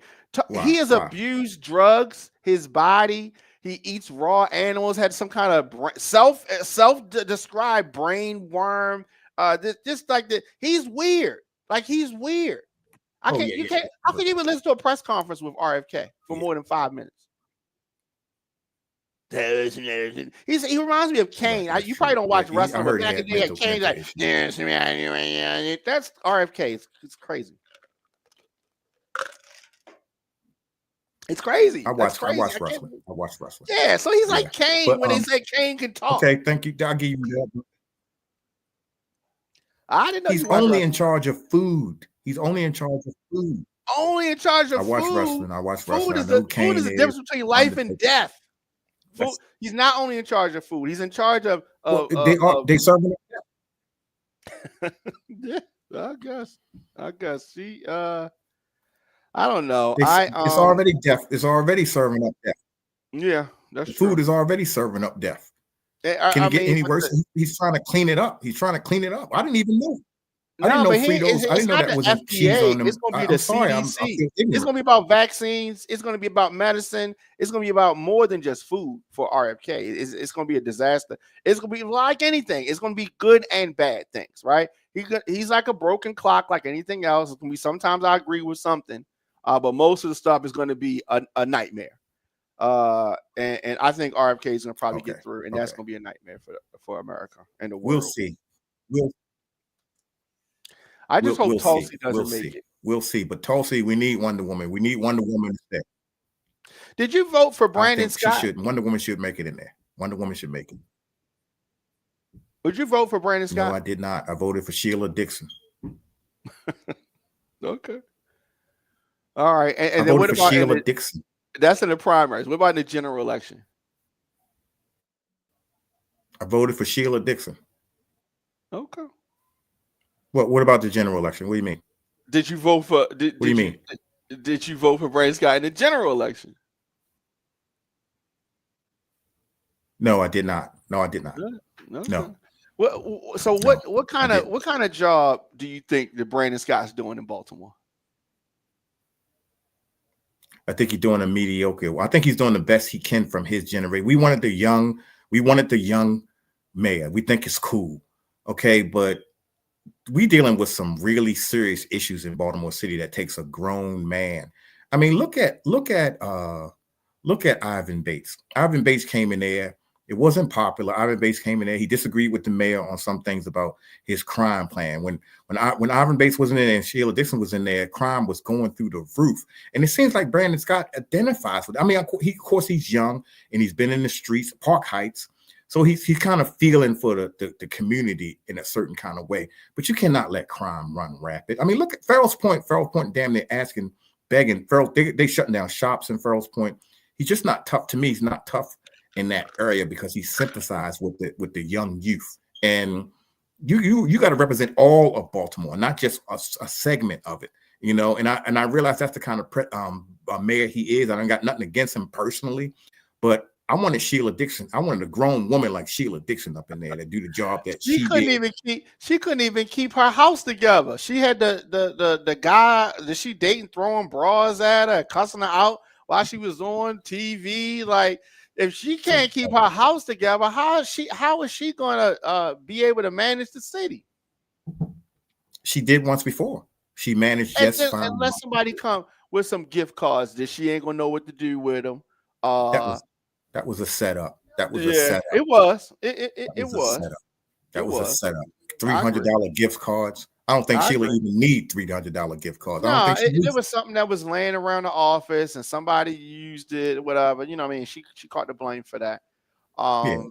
Yeah. So what'd you think about Martin O'Malley for the DNC? He wants to be the head of the DNC. I think we need fresh.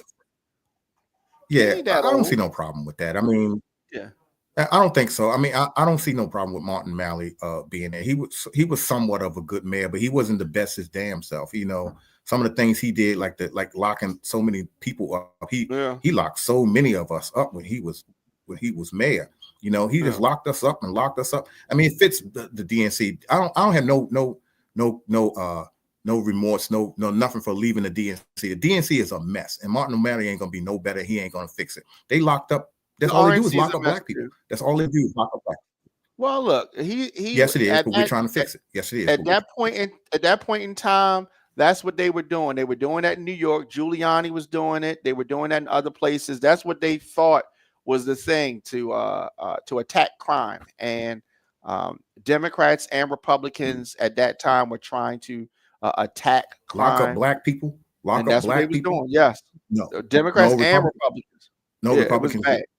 No, not Republicans. Rudy Not Giuliani Republicans. did. Oh my Not God, what are you talking Not about? Republicans.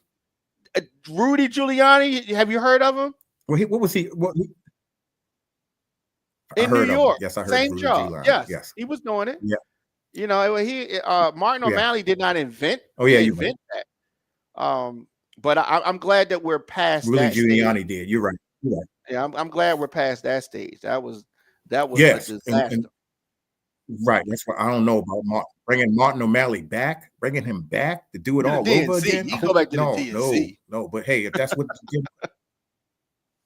I saw Martin O'Malley the other day. We need some fresh ideas. You should run. Maybe you should. Yeah. Well. Yeah. I'll consult. Has he changed? I'll do communications for someone, but you know me. No, yeah, I mean, I saw him, and you know, I mean, he looks the same. It just, you know what I mean. It was just regular. Has his ideas changed? What you know? Ideas changed. As far as he still want to lock black people up, don't he? I would like to talk to him. We did not get a chance to talk. It was just kind of like a head nod kind of thing. It was a quick, you know, passing down on what was that Fayette? We were passing the Fayette near the post office, right at the courthouse. And you know, so I would have to talk to him and see. He definitely did some things that I have questions about. When he was running for president, I had questions about some things, and I thought it was interesting that he could not even. I don't even think he could bring bring Maryland in. You know, I mean, he couldn't bring Maryland with the vote. I don't think they were supporting him as a presidential candidate when he was running. So, but you know, DNC is something different. He could definitely do the job. Because the DNC is basically a fundraiser. Yeah, well, you're a fundraiser. He got connections. That's why I'm glad I'm not with the DNC. That's why I'm glad I ain't gotta make these decisions with the DNC no more. The DNC is bad for black people. I'm gonna say it right on your show, right. You can say what you want to say. I can say what I want to say. You say we were book pickers. The DNC is bad for black folks. Bad, and we should have a history. We got a long record of history with them to know that. They crushed it. They crushed the reparations bill. They crushed the reparations bill right in front of our faces. They were lying to us the whole time. And the reparations bill came up in the Democratic Party. The majority of Congress folks do not want any reparations bill. That's Democrat or Republican. The majority don't. There are some that do, but most don't. And you know what? I mean, that's going to be what it is. Anybody, it's dealing with money. If anybody can do it, if anybody can do it correctly, it would be the Republican Party. If anybody is dealing with money, if anybody could ever do it, if a reparations going to come out on the Republican side. No. If a reparations bill ever come out, it's going to come out on the Republican side. I'll say it again. If a reparations bill ever come out, it's going to come out on the Republican side. Yeah, so it's going to never come out because that ain't going to happen. I mean, look at Diamond. Look at Tim Scott. Tim Scott proposed a Republican proposed a police reform bill. A police reform bill coming from a Republican, Tim Scott. So, I mean, if we had the right people doing it, but all I know for a fact, it was laughable. Yes, laughable. It was laughable. Tim Scott is a joke. Really? Yeah, Tim Scott is a joke. Before we go, and I have thoroughly enjoyed this conversation.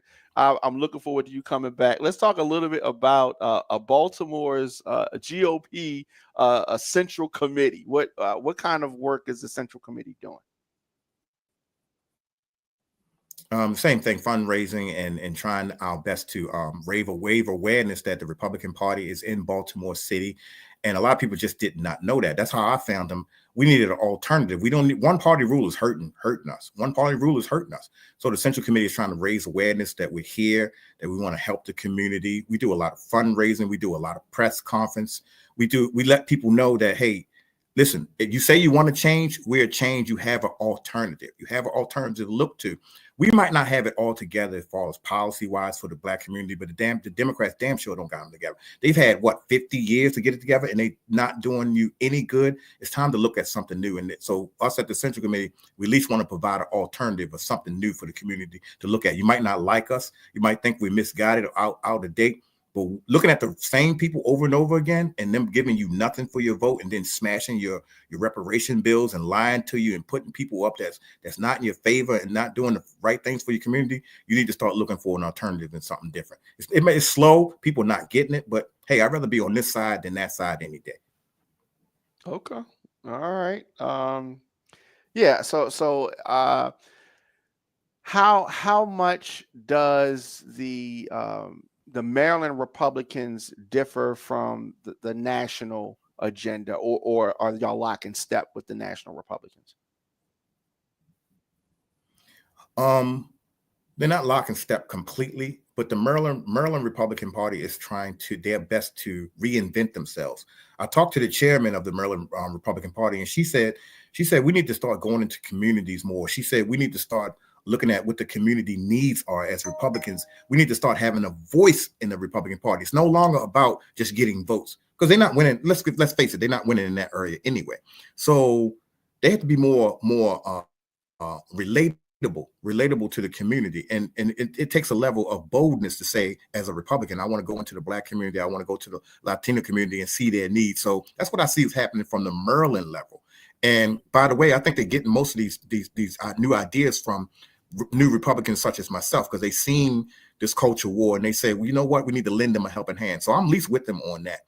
As far as getting, we don't need business as usual, getting people elected. Like you said, certain people keep getting the same jobs and they're not doing us no good either. So we need a reformed Republican Party, and I'm a part of that. Most of the people that's in there are trying to, even some of the lock and step Republicans that's been in there before, they saying, I talked to what's his name, Bob Ehrlich, and Bob Ehrlich himself wants to make a change in Baltimore. Maryland. So when you got people like that that's trying to change and get with the program, I think we should get behind them and get with the program too. That's all I'm saying. We need an alternative. The alternative has arrived. It's the Republican Party in Baltimore City and Maryland. Well, I mean, I understand that, and I'm trying to light a fire under the Democrats. Give us a shot. We need a new Democratic party, and so we definitely need some changes. Like you said, business as usual, I do agree, is not working. And whether it is black conservative or black liberals, I think that there's a place for both, and I think that we need new ideas, we need fresh ideas, we need different faces. It's time for another generation to pick up the mantle. But the older generation, the baby boomers, are not giving up the mantle. We have to take it. And so the Democrats, and what you said, I understand, and I respect that. Democrats are weak, and they're scared, and they're reactionary, and they're not aggressive enough. And so I am trying to bring that kind of energy into the new wave of Democrats. And so, so we're going to have a lot to talk about over this next term. You should. We'll have a lot to talk about in the future. Yeah, I think you should. Maybe you'll change into a Republican sooner or later. Maybe you'll change into a Republican because you sound like you got some good ideas, some common sense ideas. Maybe you'll come over to our side. Well, here's the thing. Democrats and Republicans have switched sides over the years. If you go back, and so when y'all talk about all the bad things that Democrats did, those are actually the Republicans now. There was a change in sides. The Southern Democrats became the Republicans. We became members of the Republican Party, rather. And so that would be interesting. But I think that you need to be worried about. Well, it needs to switch back now. You need to be worried about the implosion of the Republican Party, because you got the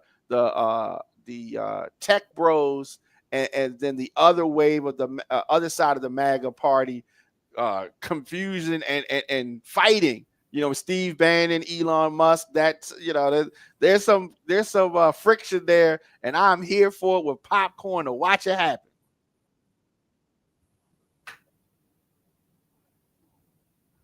No, we'll see. We'll see how it goes. But I was with you last time I talked to you. I was with the Democratic Party. I voted for Obama. Man, what we've seen from the Democratic Party, what they've done to Black folks in specifically, especially crushing that reparations bill right in front of our faces. That gave us a direct message. We don't care about what y'all think no more. We're not caring about your plight no more. And if we continue to keep fighting for them when they're not fighting for us, that don't make no sense, sir. Well, I'm okay with being over here fighting. On the Republican side. I think the biggest problem is just that Democrats have not, and Black people, we have not held Republicans and Democrats. We've not held our politicians accountable. People vote. They come to the church when the election's coming. They vote, and then we don't think about them no more. And we don't hold them accountable. We just say, whatever, and we kind of throw our hands up. And as a people, we need to get more involved. And so whether it's on the conservative side or whether it's on the liberal side, I want people to get involved. I'm not going to tell people how to vote. I'm going to tell you how I vote and what I think, but I just want people to get involved. There's too many people that just don't think that their vote matters, and their vote matters. Their vote matters. Elections have consequences. And so I tell people all the time, I don't care who you vote for. I don't care if you're a Black conservative, and I talk about conservatives, definitely. But I don't think conservatives are my enemy. We just have a difference of opinion. And I think that we all want the solution. Yeah. It's just that we differ on how to get there. And so I don't view anybody that's politically to my right as an enemy at all. And so I want that part eliminated. Like ain't no beef. It's just, the right has their idea, the left has their idea, and we just trying to figure out what's the best idea and how we can get where we try and go. I just happen to think our ideas are better. Right. Well, you're supposed to. I just happen to think the Republican ideas are a lot better. And by the way, if anybody want to know more about the Republican Party in Baltimore City, just Google us. Just Google Baltimore City Republican Party, and you'll get every links and contacts to us. So they can Google that Baltimore City Republican Party, and they can get that Baltimore City.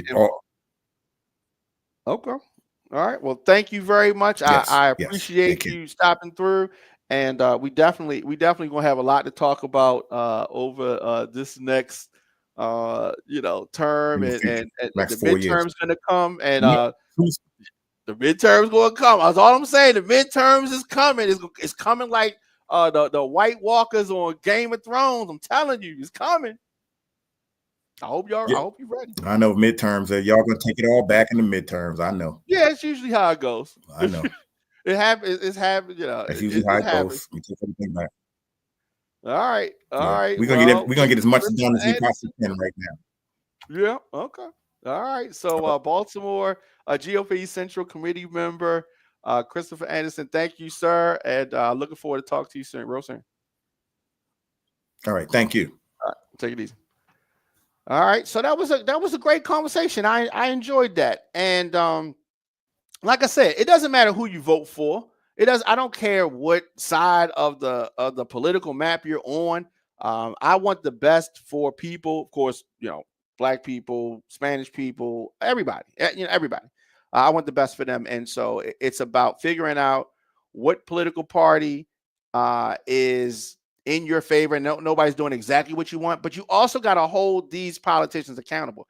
After the election is over, you still got to be checking and putting pressure on them. Otherwise, they're going to do whatever. They're going to be accountable to their donors. They're going to do the things that are on their agenda. And sometimes that may not coincide with what you want as a voter. So I definitely encourage folks to stay involved in the process, stay engaged in the process. All right, so I got like two topics that we need to get to, and they are not political topics. All right, we need to talk about the Chiefs and the Eagles we're getting this I didn't want this rematch. Okay, I did not want this rematch, but here it is, and we're going to talk about that right after this.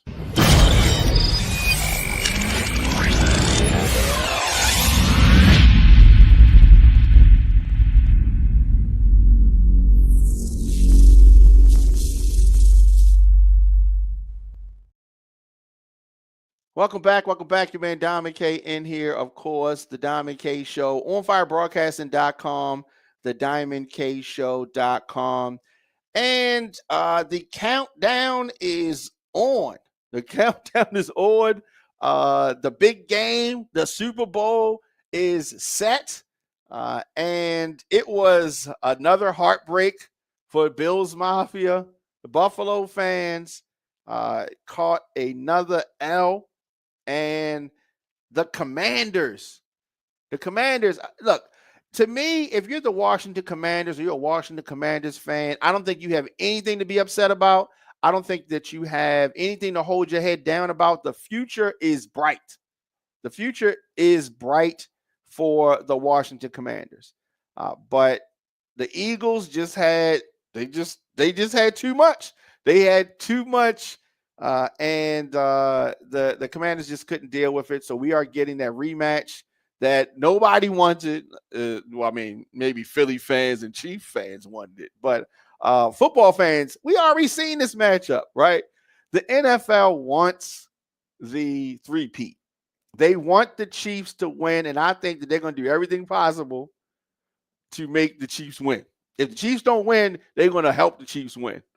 Super Bowl was going to take place on February the 9th at the Caesars Superdome in Nolens. Of course, we're going to see the halftime show of Kendrick Lamar. The game is scheduled to kick off at 6:30 p.m. And I believe that we are going to be doing a Super Bowl watch party right here at onfirebroadcasting.com. I believe that. But I'm going to let you know. I'm like 95% sure. All right, so Jalen Hurts or Patrick Mahomes are going to walk away from this Super Bowl as a champion. This is the second time in NFL history that two black quarterbacks are facing off in the Super Bowl. First time it was Jalen and Patrick, and Patrick won. So we're going to see what's going to happen, who's going to be victorious. Let me know your thoughts in the comment section. Of course, Instagram, Facebook, Twitter, LinkedIn, TikTok, Threads, Blue Sky, at The Diamond K Show. And of course, youtube.com/DJ Diamond K. Now, we asked this question on social media, and I was interested to see what folks were going to say about this, right? And so I'm going to try to pull the question up. Or is it on the screen? Okay, so it's on the screen.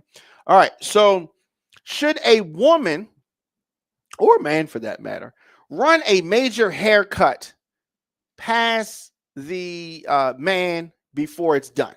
Right? Should you check in about this or not?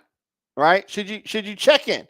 And so folks had a lot to say about this, and I thought that it was very interesting. So, women was like, I ain't running nothing past nobody. A lot of women had that kind of energy.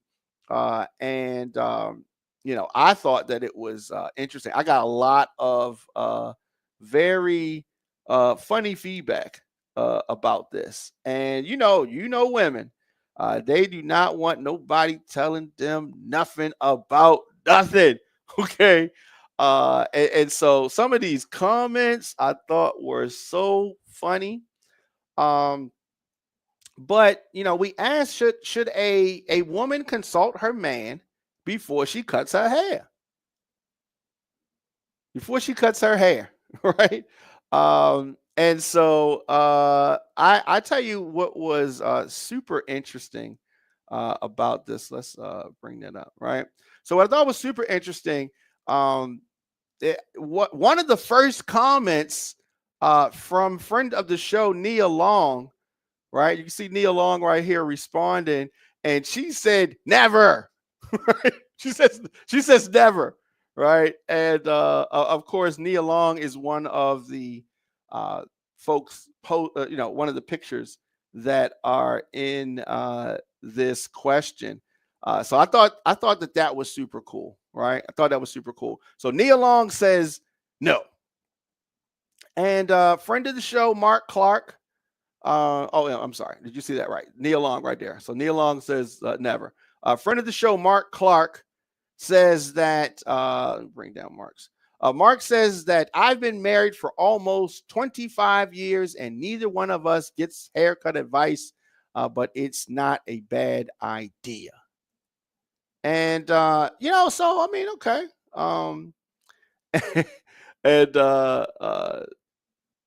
And Cheeky's 81 asked Mark, have you ever had hair in the past 25 years? Mark says, I have not. Hilarious. Catering Queen says, yes. She says, yes. Yes, that you should check, right? You can't just do anything that you want. So I thought that was interesting. A lot of interesting comments on that topic. Should you check in? Should you do a check? Should you get some advice? How about if we say, should you get some advice? Right? Does that sound better if we say it that way instead of checking it? I mean, I don't know. Because I mean, it's just like you think somebody's gonna be one way, then he turned to be another way, right? Queens on the Rise says, be your own decision. Be your own decision about you. All right. K Field says it's her hair. Somebody else said the same people that say no are the same ones who will tell you that communication matters in a relationship. Oh, yeah. Okay. I like that. Right. And so someone else said that consult means having a conversation, not asking for permission for all who are so easily offended by consideration and communication these days. I don't think there's anything wrong with having a conversation, right? So, like, ladies, if you're thinking about something, y'all go to the hair, salon or whatever, and your hairdresser will come up with these ideas. And make, like, if your lady had long hair and then you come home and she has a bald head, she's not gonna run that past you first. Like, yeah, I'm thinking about cutting my hair, right? Ladies, if we say, yo, babe, I am thinking about cutting my mustache off, my beard off, everything. Ladies gonna be like, oh no, don't do it. Or maybe they might say, yeah, but you want to run that past them first, right? Or you just gonna do it. You just gonna cut your beard off and you're not gonna tell your girl nothing. You're not gonna tell your girl nothing. You're just gonna cut. Now I don't know about that. Brother Thunder Music says, what the F kind of question is this? And Miss Myra says yes. And she says yes. And I agree with her. I don't think there's anything wrong with consulting, with your partner on this major change. I don't think there's anything wrong with that. But some people got major problems with that. Hey, how's it going? Some people got a major problem with that. Should a woman consult her man before she cuts her hair? And I'm not talking about like a little bit off of the split ends. I ain't talking about that. I'm talking about a woman that has long hair from going to damn near bald. Should she run that past somebody first? Isaiah says yes. Angel Hall 72 on Instagram says, depending on the kind she is going to get. Example, going from long to extremely short or next to bald, I would talk to him about that. Right. That's what I'm talking about. I'm thinking that if you're going to make a hair change as significant as long hair to baldy, you went from long hair to the number one guard. Come on now. You look like a different person. Tim Livingston says, man, no. Husband might want to give his perspective, but if I had locks, I would have a conversation with my wife before I cut them off. I agree with that. She doesn't have veto power over what I did, but chances are she has some kind of connection to them as well, Why are people so bothered by having conversations with the person that they share their life with? Dwayne Carson 615 says, it's her hair. And Troy Conway 20 on Instagram says he don't consult her for his she don't consult for her wig. Okay, all right. I guess if she's really into that man, she will ask because it matters what he thinks. DJ Smooth says, nope, let the lady do her thing. If the man tripping on hair, he's whack. Right? How dare he have an opinion? I thought that was super interesting. And so folks have a lot of different thoughts on this topic. I don't think there's anything wrong with us having a conversation on the topic, right?